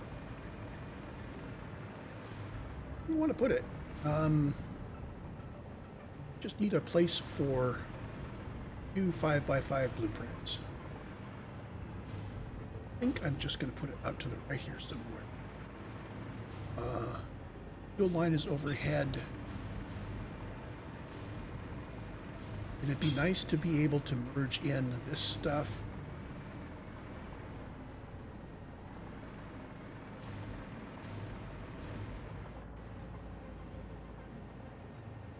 But I put it out here. Put it out there.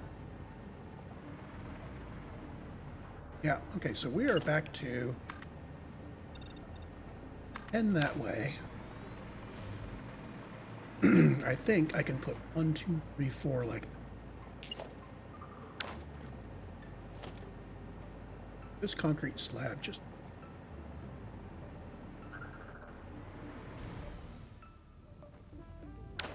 go. I am going to need power out here, aren't I?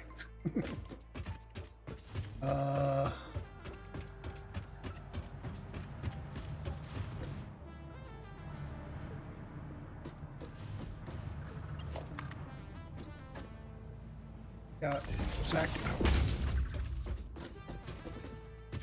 Just do 10.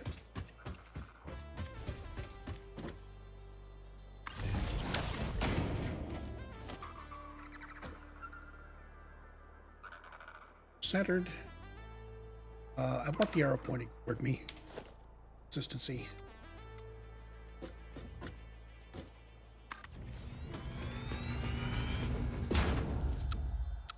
Blueprint. Arrow to the right. Arrow to the direction. So those are my 4 options.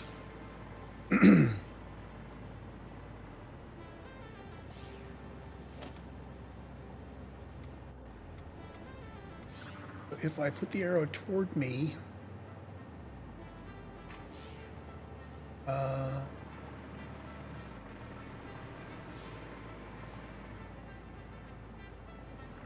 means we're coming from left to right. That's fine.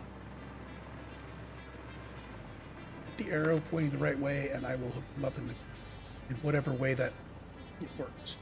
Waiting for each blueprint to be built before I build the next is probably better.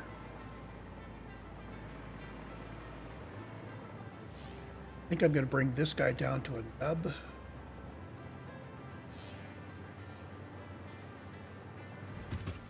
So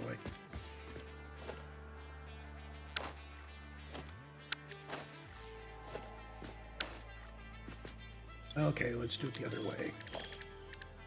Power, mark, you up, you down, right there.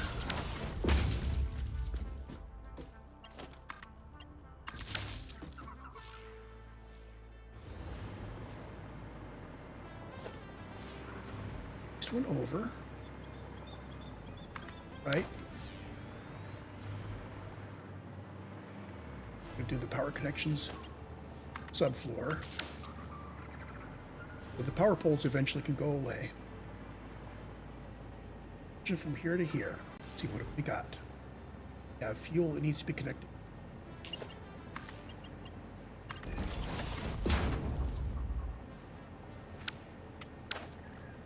So connect and mark, which means one of our fuel lines is going to be behind these two guys. So the fuel is going to have to come around there.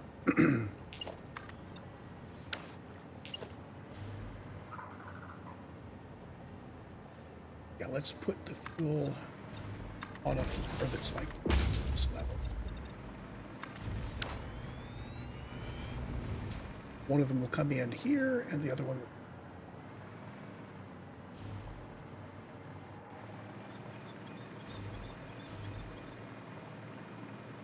Backside, we have our belts. And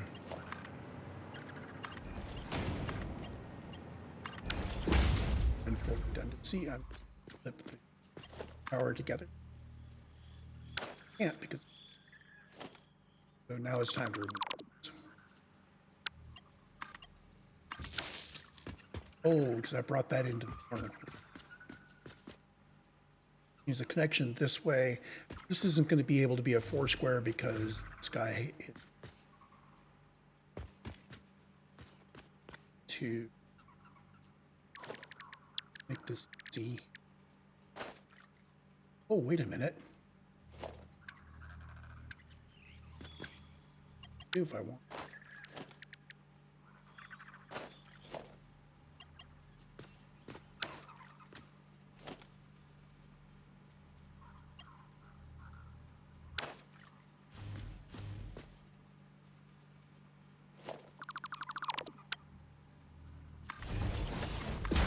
I can upgrade these to Mark II. This is fine.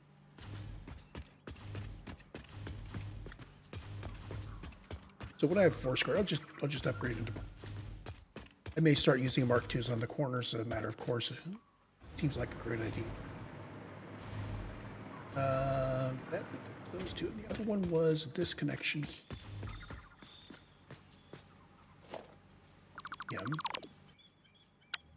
Straight mode handle.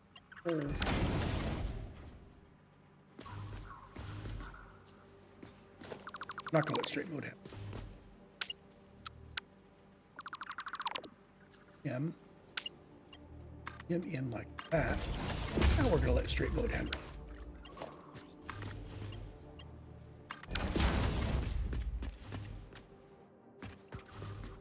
That's all hooked up. The only thing I have that's not hooked up yet is the ultimate input here, which requires a little bit of rubber. And it's going to have to around. Let's use normal factory.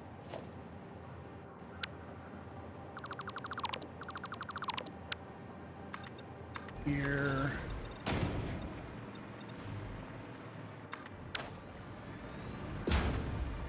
So you are seed rubber.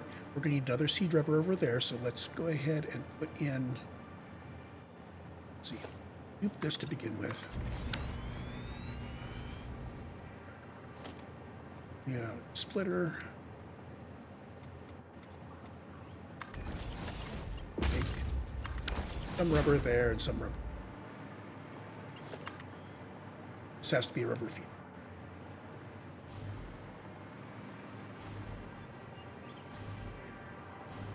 Get it to here? We can't quite get it to here. Oh well. It was an idea. That would have been to the split between the prints. If we had rubber coming in here, these guys would, okay. Let's see our fuel coming in. Let's design our properly. We're going to come out and rotate this line, and not at the midpoint, but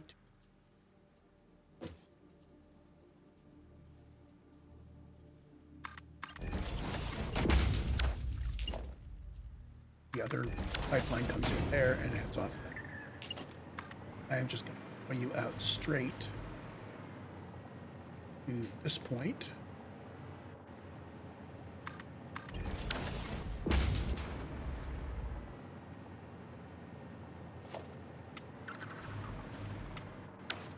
Cool.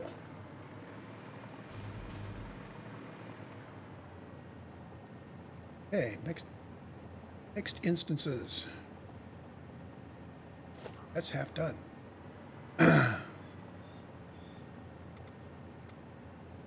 Here's our white arrow. Finish building.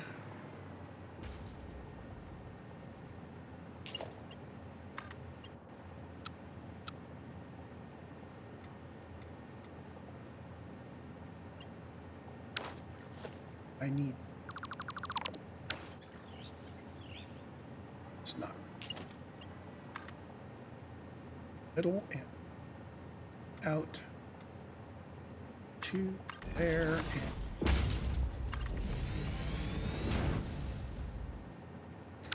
change your. His fuel's goes up.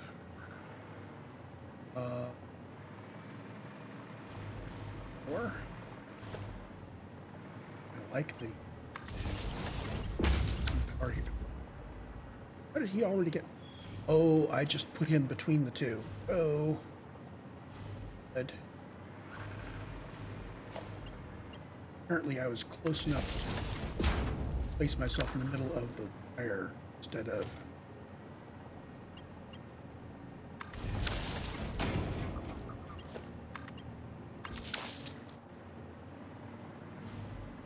This wire's.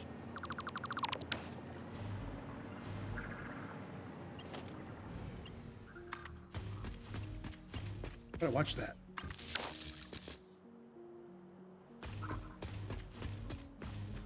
Okay, so all of our connectors proper direction.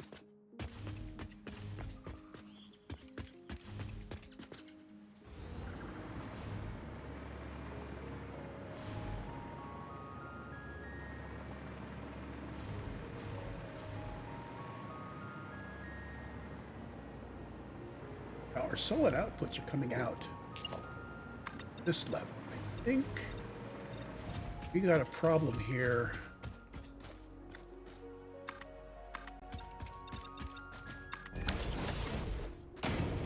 I didn't leave enough space to merge our outputs over here. Maybe take them out the back. Yes, take them out the back, and I will just send the rubber back the other direction. Okay.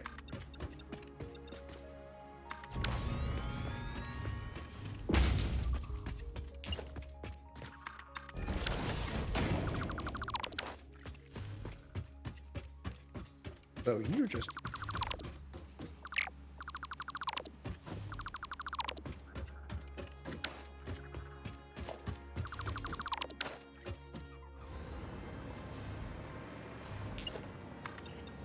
gonna go skirt all the way around. Well, as I get the belt work done, a straight mode to this line.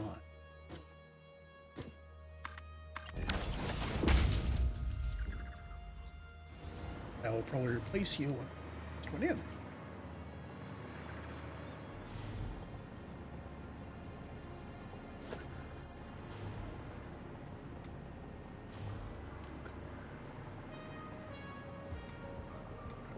See the white arrow.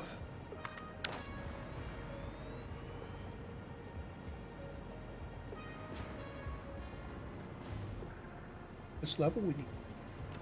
Yeah. Oh.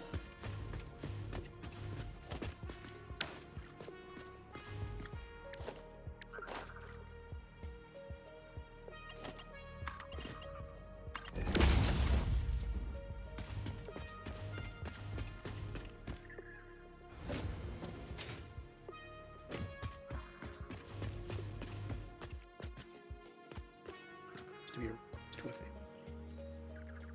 a better power hub.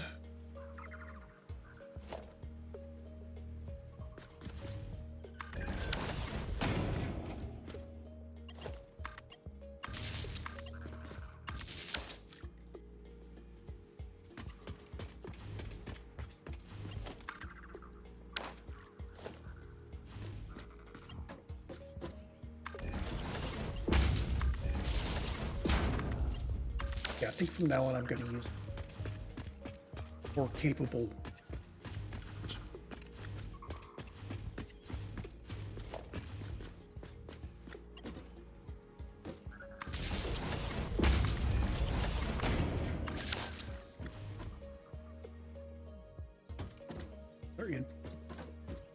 So we need a merger. It's 2.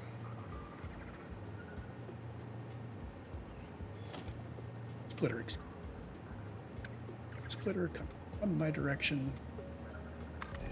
Heading there. And yeah, I can do it all in one go. I need to recycle some plastic or some rubber back this way.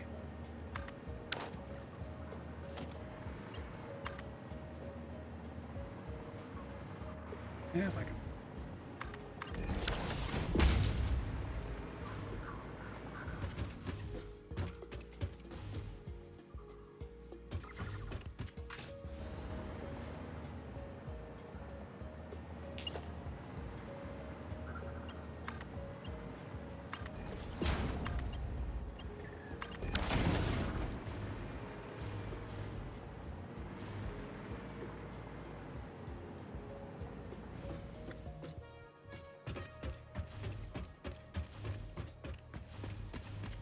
So this goes nowhere. I can remove it. I don't worry about those. That's for alignment purposes. I could remove both of them and change a whole bunch of stuff, but this works. Doesn't waste anything.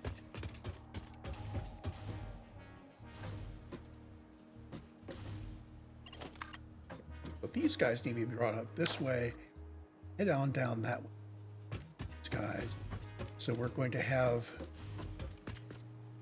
the belts marching on belts, which have the mergers. Toward me.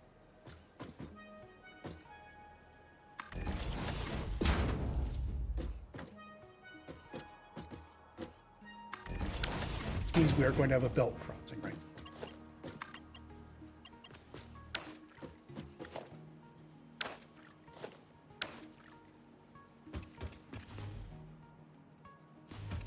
Oh,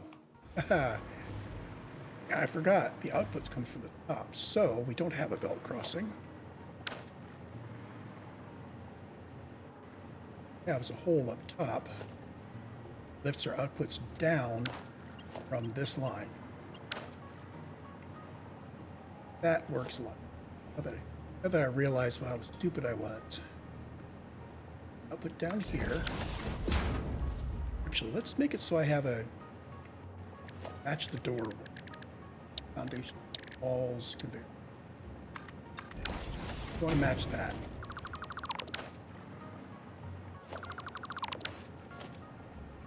That I'm going to actually bring it past, like putting them on the edge. That would be the middle. It's there. Good thing with here, I'm going to back one. That.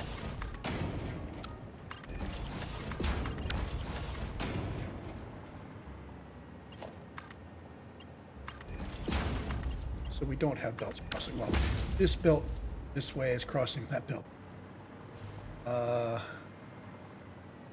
Scooch that back by.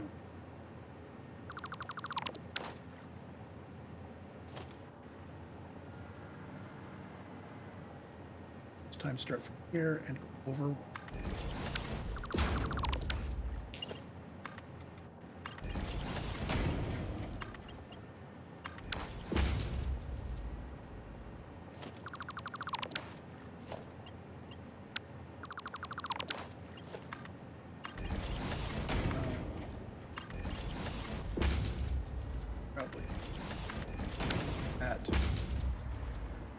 Perfect.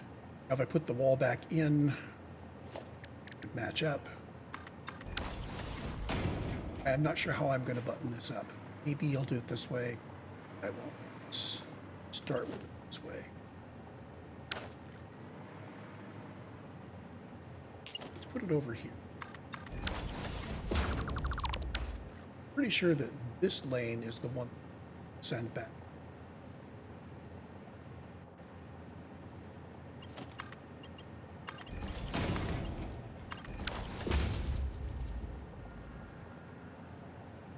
But I'm going to put a industrial container in here where the top is fed by a 60 per minute, the bottom is open. So we end up with a nice huge buffer of seed stuff over the long run.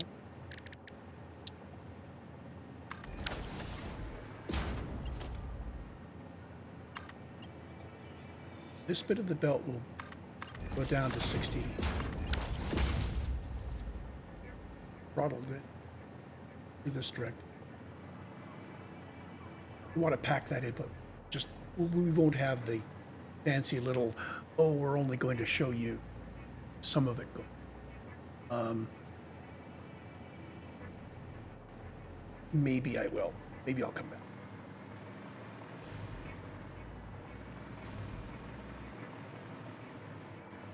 So the key thing is that I want to grab this guy, splitter up here on one of these two lines.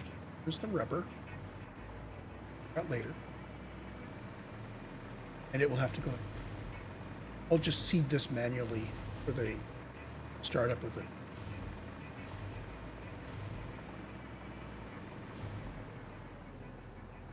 So, get my. I missed something. Go.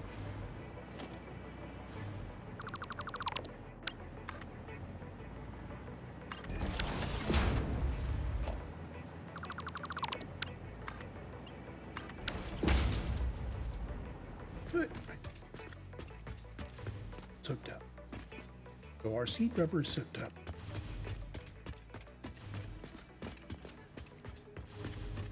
Output. Absolutely disconnected. Is the shambles all my output? This is not the output for. Good thing I didn't start just cross. So we're forwarded. Is literally just providing the.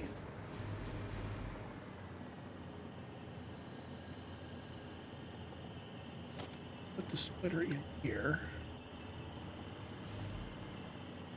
Splitter needs to be directly. Don't know which belt it's going to be.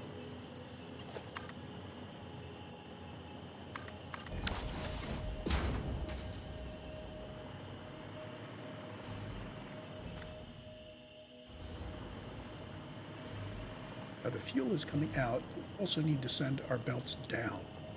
I think I can send my belts.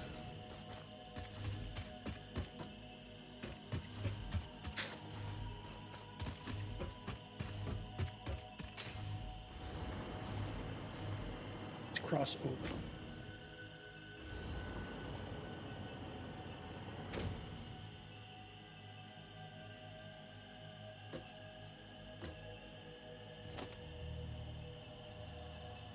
And both early.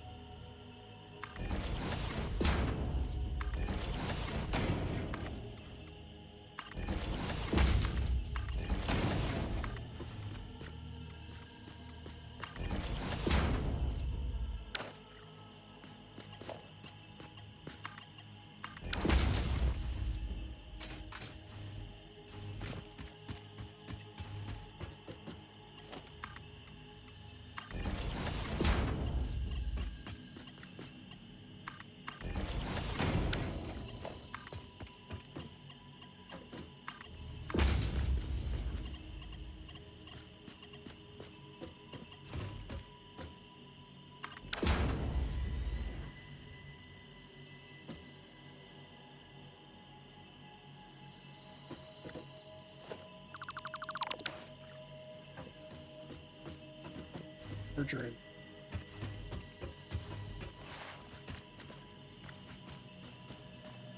Hand side.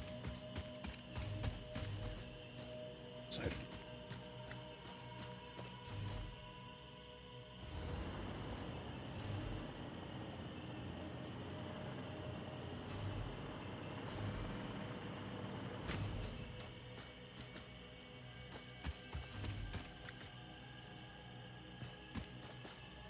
Somehow I had an extra merger just sitting there.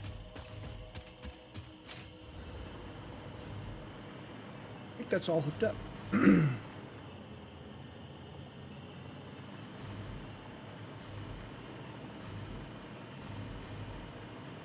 Our power.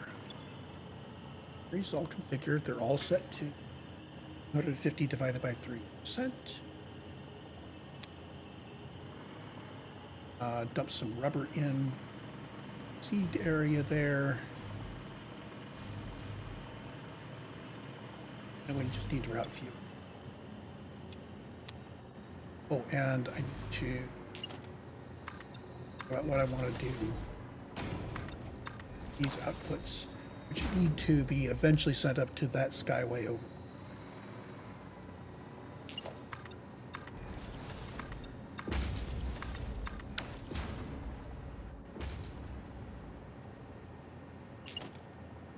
Let's start off with routing them into containers. And I think conventional depots, but I do not have Mercer spheres in my depot. Right. Skip that.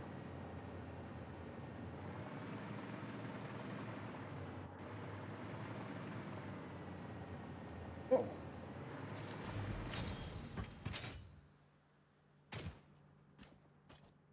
Jane.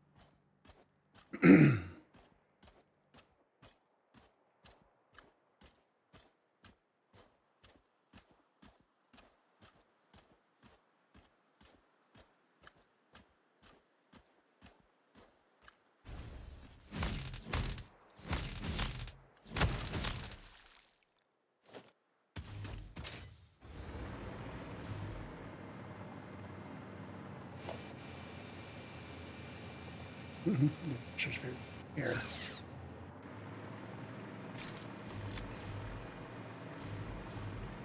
Fuel lines.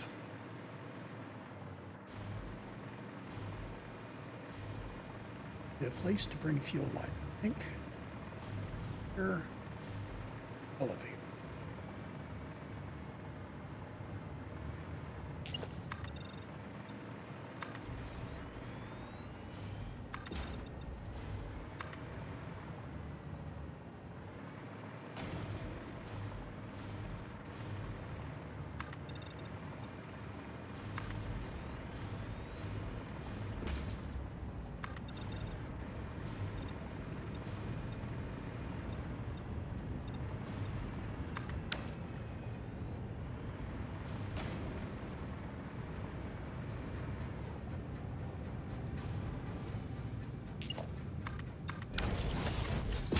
Hey, how about that? So in theory, I could junction here and use a separate pump, or I could grab it from the pump.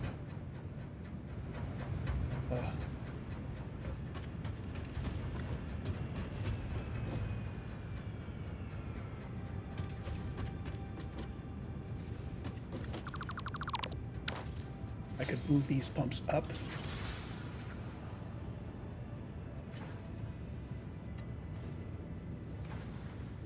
I have a hard time placing these junctions. You put them on a wall. Let's see here.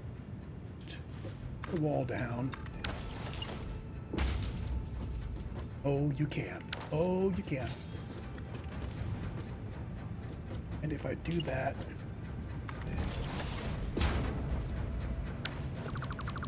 I'll grab it. I'm gonna see what direction I can nudge it. Reach it.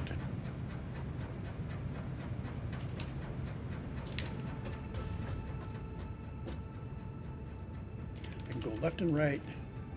I can go left and right. So, very good control over the position. But I can control the location by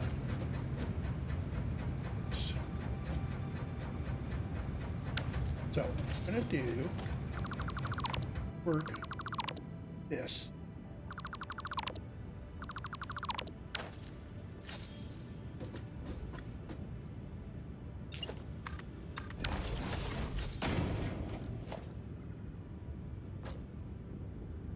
And then this looks like about the right. So let's start with this. This is right. It's also going to be the right location to put them.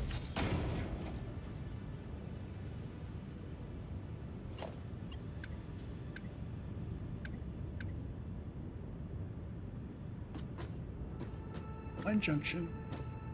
I want to line it up with that and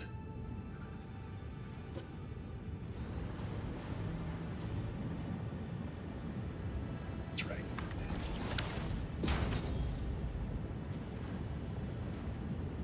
Also want to put a pipe pump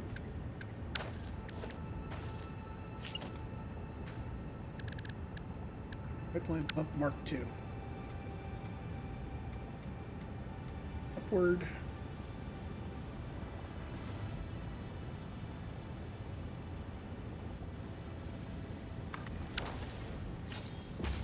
So these should have enough head lift to get to the pump.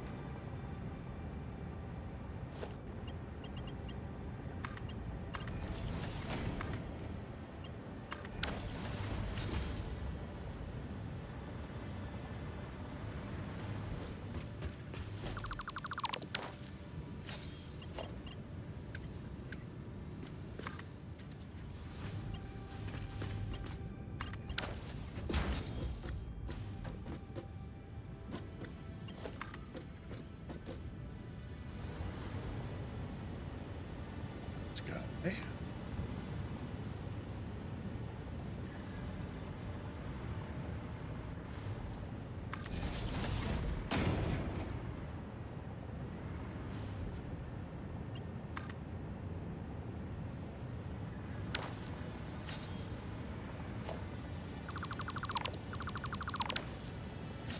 Down.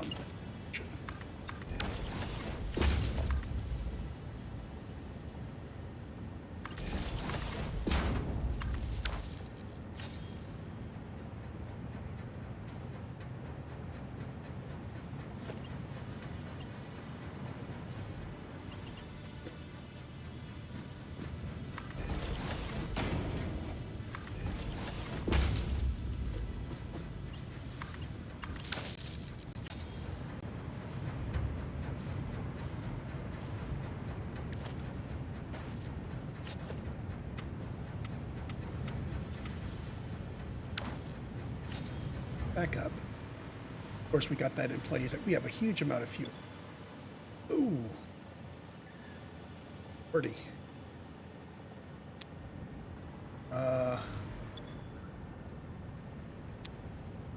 That's only a Mark I pipe.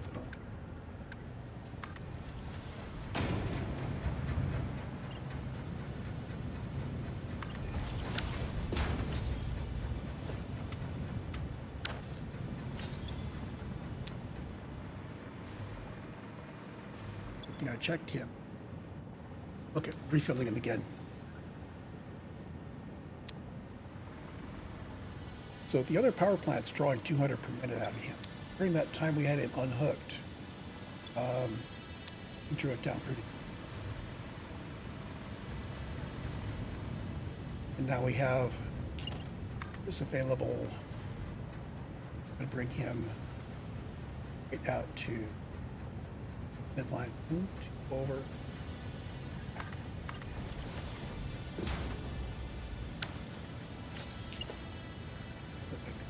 Here. So this doesn't try to connect.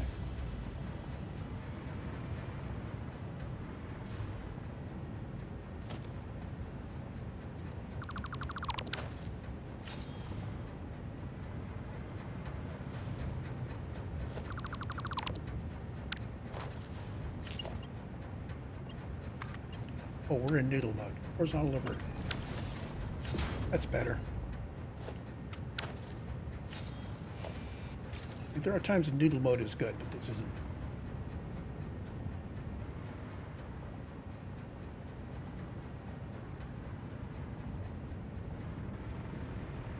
The same similar thing.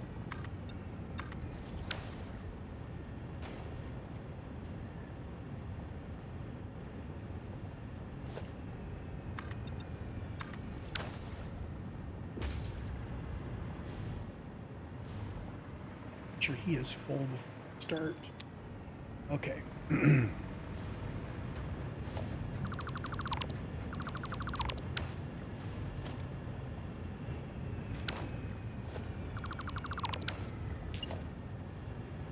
H.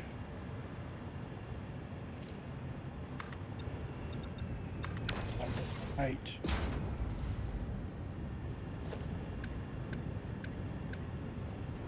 Pipeline junction.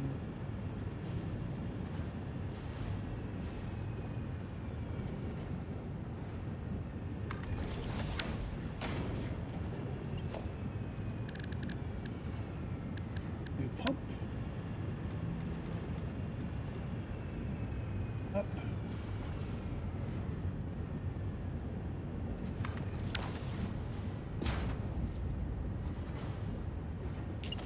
Pipeline.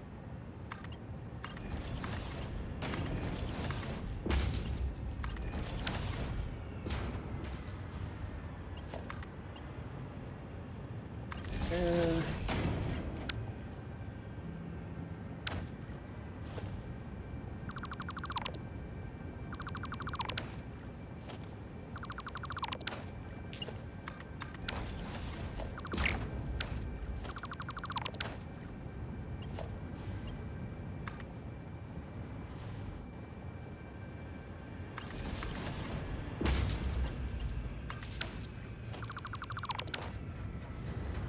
Pumping. Getting your 600 a minute. Yay. Going to fuse two pipes together.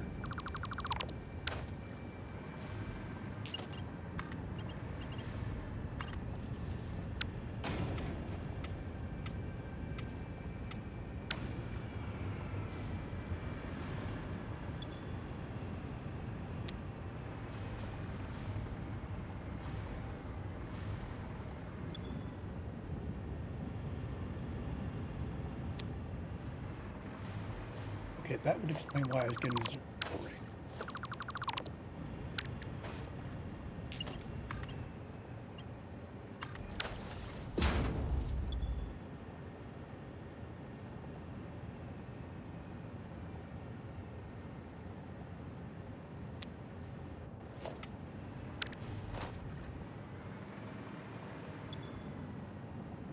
So we are filling back up rapidly. Yay!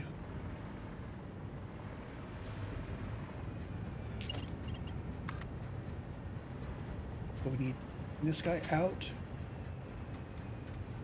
Him.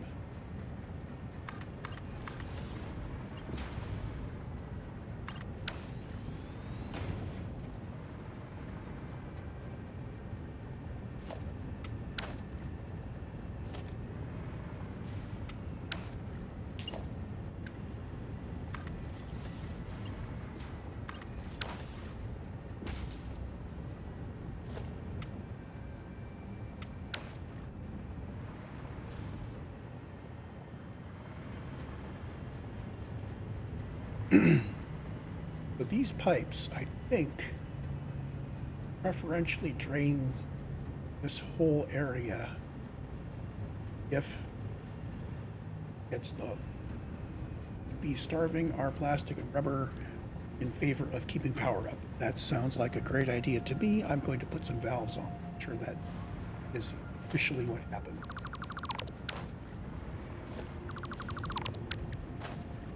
So, up you, down E and find valve.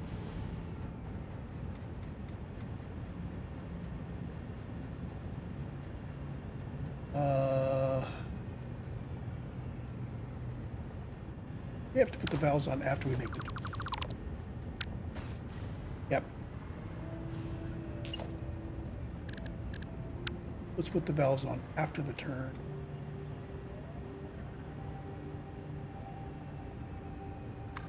Plenty of space.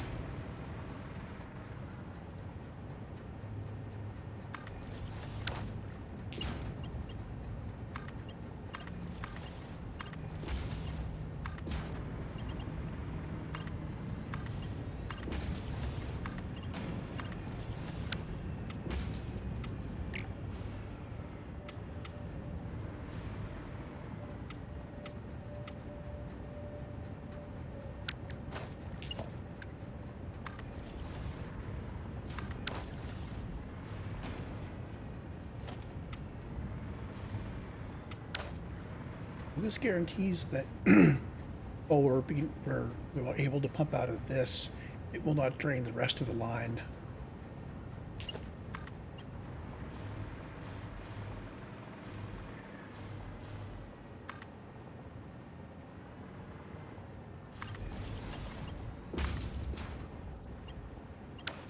From the hole.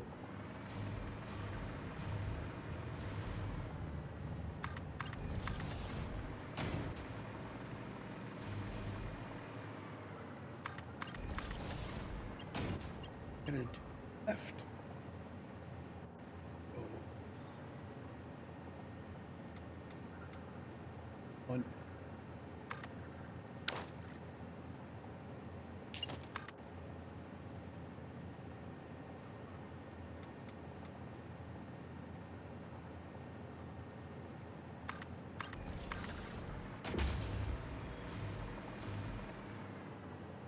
Matching plate back to that. A clean pipeline.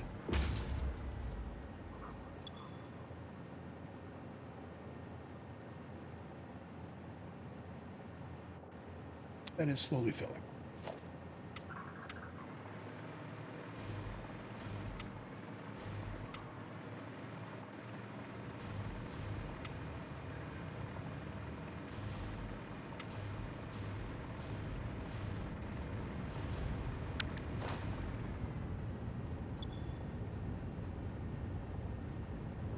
But he's going to run at a high rate until get everybody filled up. Now notice, because of the way this is set up, we will not be draining our fuel reserve to build these guys. So once fuel has passed this pipe, past this pump, it's not available. So we will not be drawing down fuel if we ever plastic and rubber. That's something that I hit in a previous playthrough. I ended up draining all of my fuel, plastic and rubber. Really very stupid.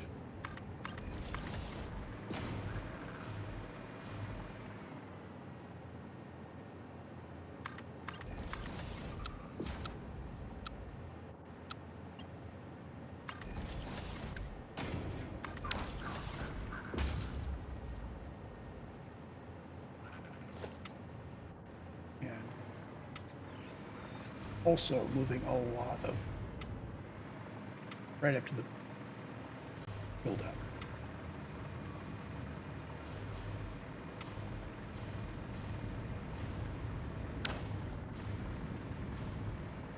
Double checking.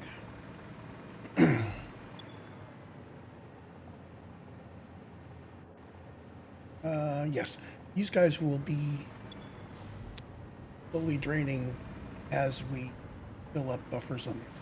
Should probably to limit my flow. We are going to set our maximum flow rate here to 200.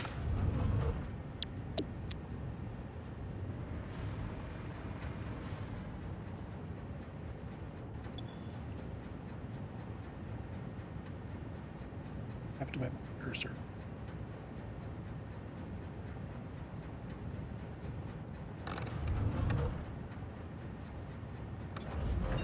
Now, this will only give me 200 cubic meters per minute if the input side is completely full.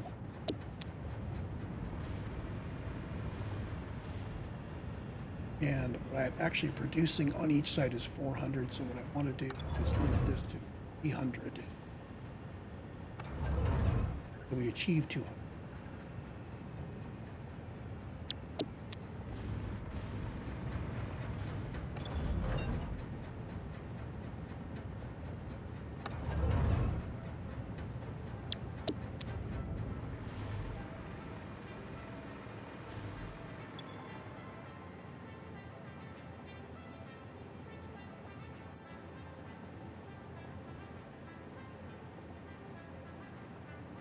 Train rates are all the way up to 5 and 6, over 600. How can they over 600? How could it be only over 600 if I'm flowing out both ends?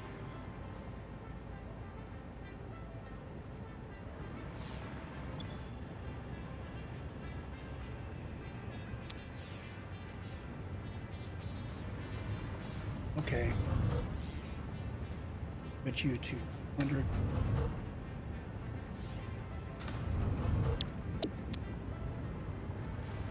We're going to be starving our rubber factories a bit, but okay. Rubber.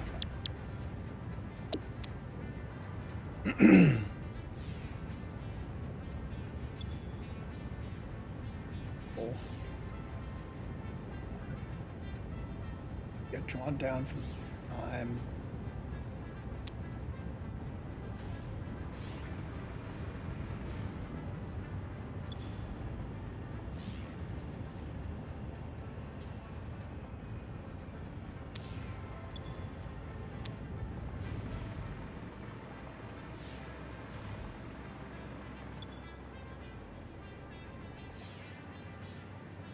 Positive damage, but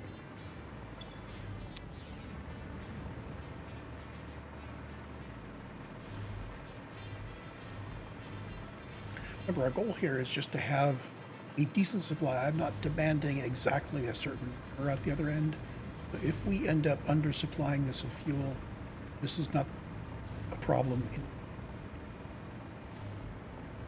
So the outer line has the rubber on it.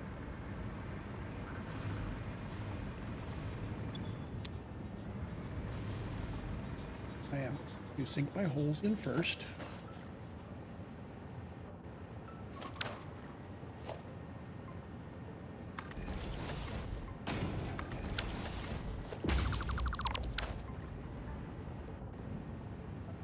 So this needs to be a splitter. Up here. Splitter on the top.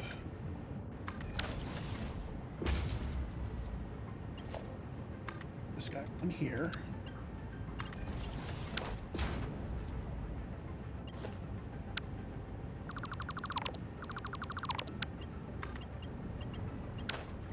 Lay that.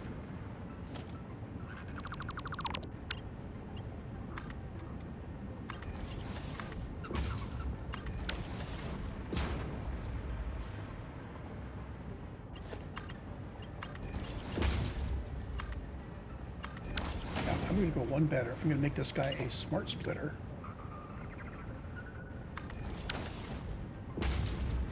I'm going to pick this guy up. Bring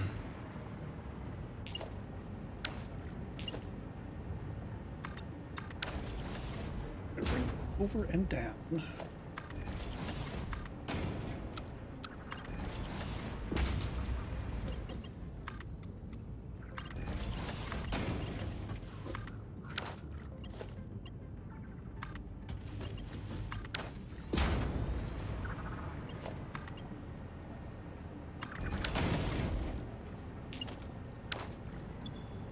and we're preferentially send it out the right output. Center output being send rubber out this direction.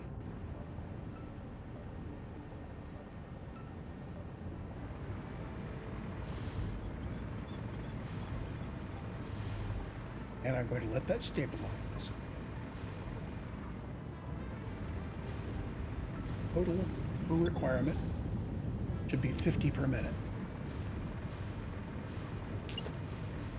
This is full. I'm back to Mark 1 belt. We no longer have a buffer on this line.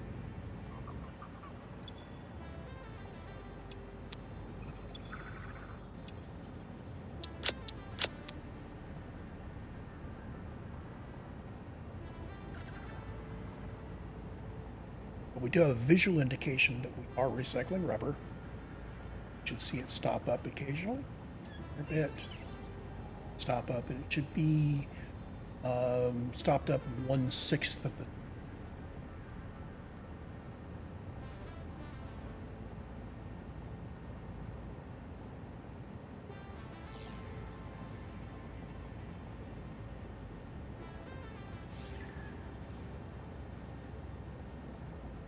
And we will occasionally have gaps because the flow coming down here is bursty.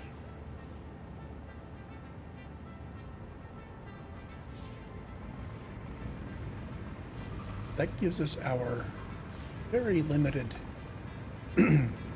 rubber supply coming in here. Well, we can remove it now.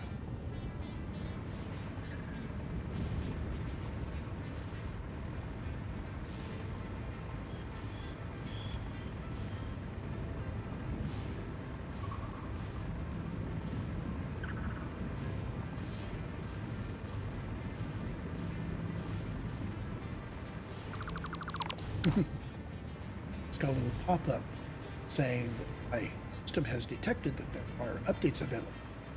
I'm running Linux, which means that instead of suddenly the system deciding that it wants to update behind my back, it says when you have time, you might want to do it up. It will update automatically for me if I allow it to. It won't reboot, it won't lock up, it won't keep me from getting my work done. Yay! I actually rebooted under Windows last week once for the first time in a month or two because I had something weird going on with the keyboard, and there's some fancy software for the keyboard that's under Windows only, and it did nothing, so I didn't even need to. So this keeps up. I may be able to simply delete my Windows partition, which is good because we're coming up on a time when Windows 10 will no longer have even security updates. I am not paying them through the nose for Microsoft fix their issues. Yes, I consider most security flaws like that a basic design issue. I'm an old line C programmer, and I consider memory leaks, buffer overflows, be a skill issue. Know damn well where the buffer overflows can be, and it's up to the coder to not do that. For instance, I've seen where it's a problem, it's been a skill issue. Rumble.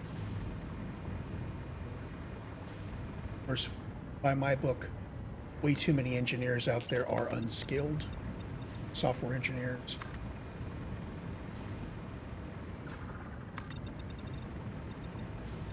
Shame. On the other hand, you take a language like Rust. Beautiful stuff. I love it. Don't do a whole lot of work in Rust because I have a lot of things I need to write code for these days that I can't do in Python. But it takes all of the hard-earned lessons that a programmer with 10 and 15, 20 years experience will have learned the wrong way. And it basically forces the first time you sit down in front of Rust, you have to apply those lessons. So I see Rust as enforcing that the coder has to have skill. Now, if you don't have skill, you are going to be going around and around and around with the Rust compiler to fight your way through to get it to work, but in the process, you'll be applying all of the heuristics that we have learned. Things like knowing who owns a bit of data. Oh, in Rust, that's explicit. You have to get it right. Knowing when you're loaning out a pointer to the data and knowing when that pointer is and is not valid.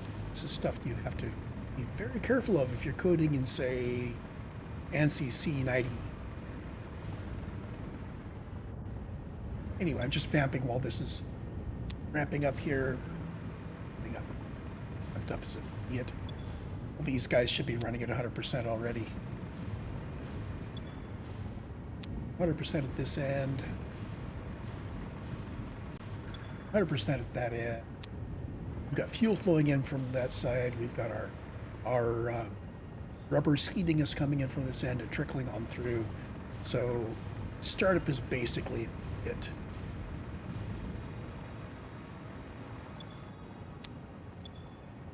Yeah, this is just these guys. I need to run the belts back. And I need to put quantums on those guys. I'm going to start tearing down the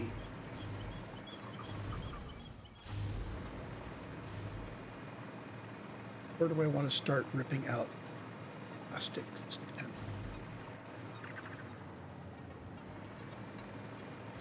I could start with this normal node here. Oh, here's his quantum guys. You can just grab that and grab that.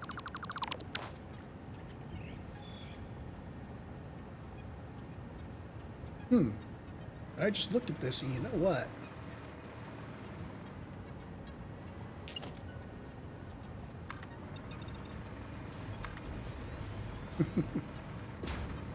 Here's my lanes.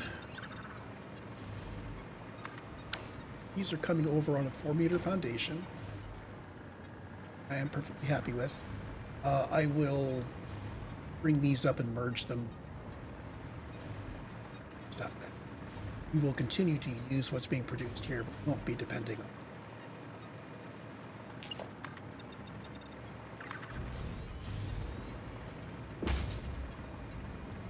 Let's bring you up over here. So you're not exactly above my.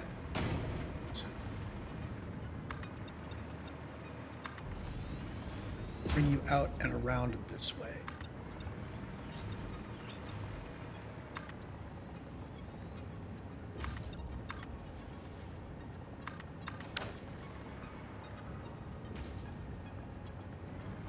Oh, I need to know which one's which. No, I don't know whether to put them this way or this way. So what I will do, start my belts here somewhere.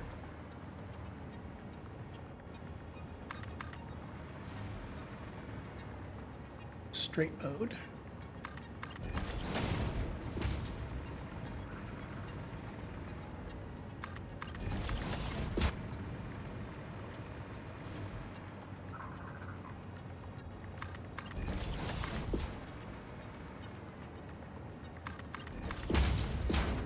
I hate to run the whole thing and have them.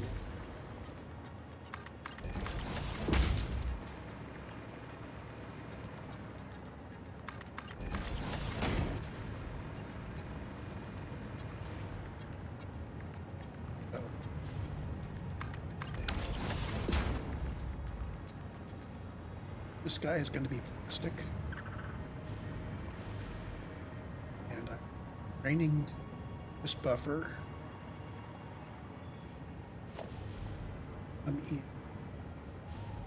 Not here.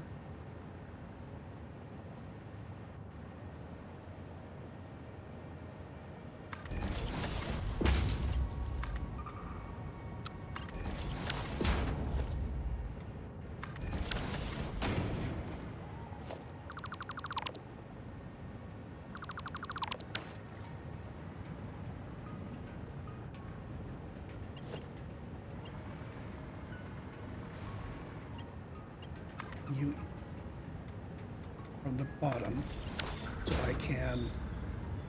Oh, you're actually outputting too. Clean out the top then.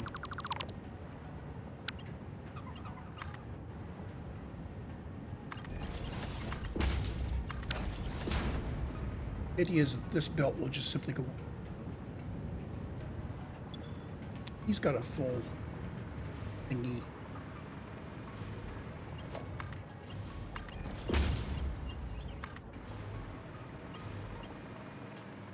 There. So as the plastic to the main base drains this line, it will take half of it from here. This is kind of a low rate. We can chop this off at any time now, but I do want to make use of all. Here he's not here, but here.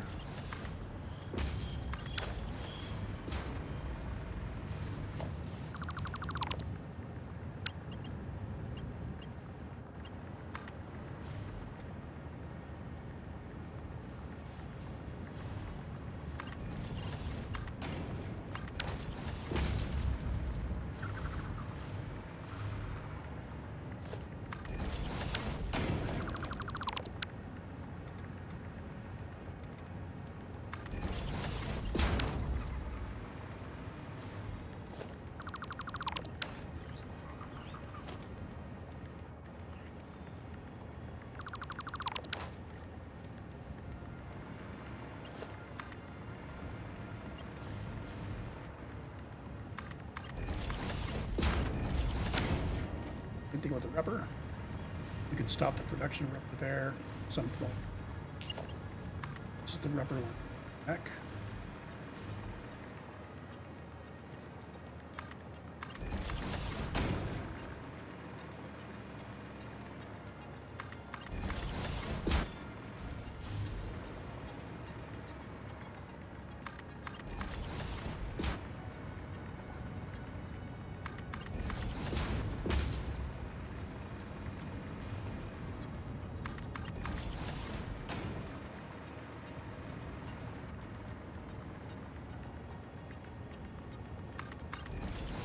Okay, this is rubber. We come from there.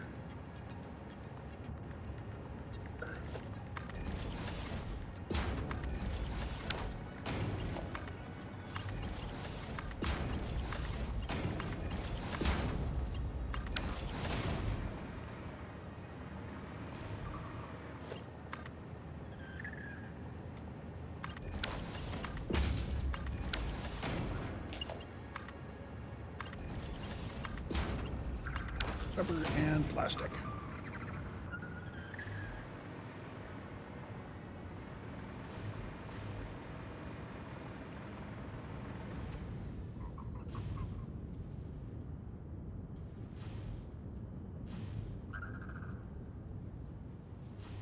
So if I did this right, I should have a net production of 100 rubber and 200 plastic. Let me get stable here.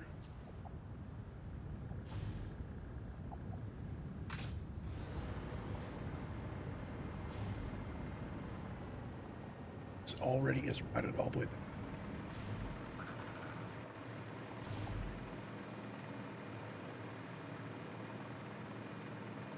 That belt look. Oh, he's too high.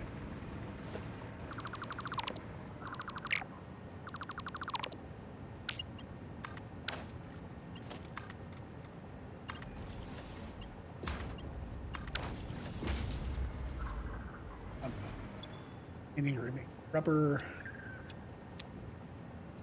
any plastic there, and we now have stuff to build out additional depots on.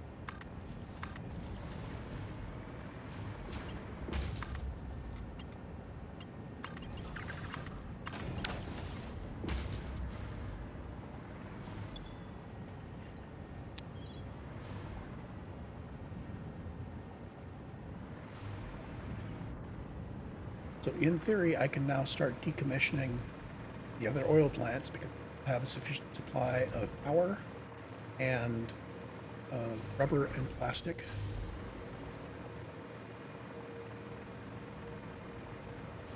I might want to drag my power back along this line for the guys just to kind of sure we're... Oh, I have left that blueprint sitting there all this.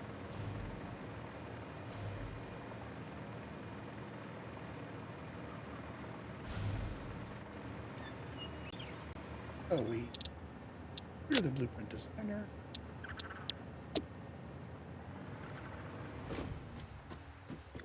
Box is missing. Why? M.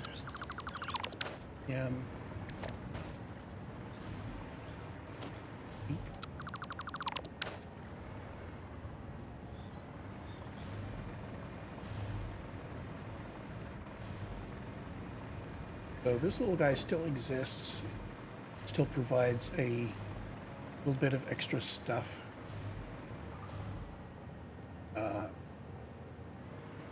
This is such a trivial amount, we could remove this, we would notice.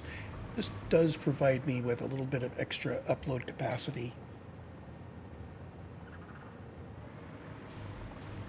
These are balanced, assuming that I will need more plastic than rubber in these boxes.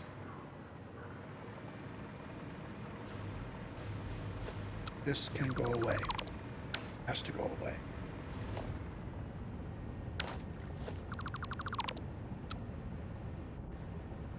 Has to go away. I'll leave boxes for now. Box like has a whole bunch of plastic in it. Get one of them.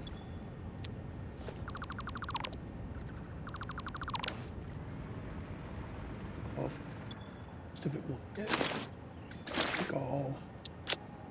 We're almost able to carry all of that stuff. That was bad. Anyway, store all.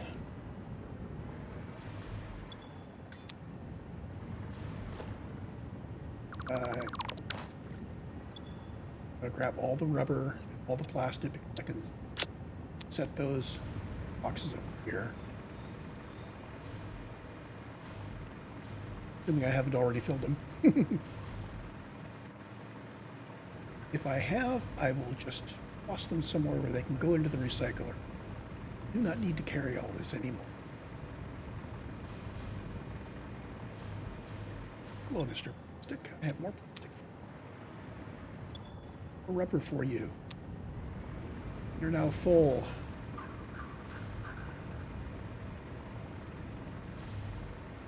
Means that we will continue producing until everybody's output buffers are full, and then we won't be taking any more fuel until we need more, and which is kind of the steady state for this factory.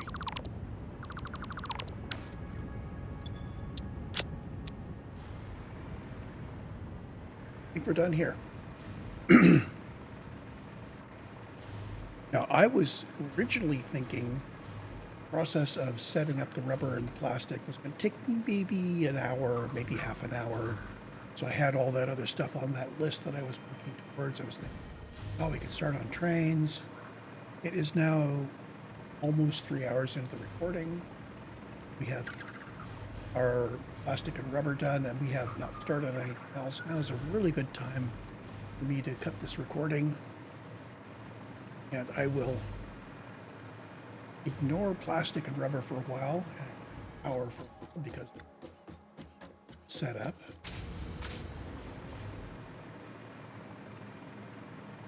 And we can start thinking about the trains that we need to build so that we can eventually build our aluminum. Back to the main base, and I will see you in the next episode when I start working out how I'm going to build my trains. And we may go to where the aluminum plant will be and work backwards. We may find some bauxite and work backwards. We may do more stuff in the sky. I don't know. We'll figure it out. See you then.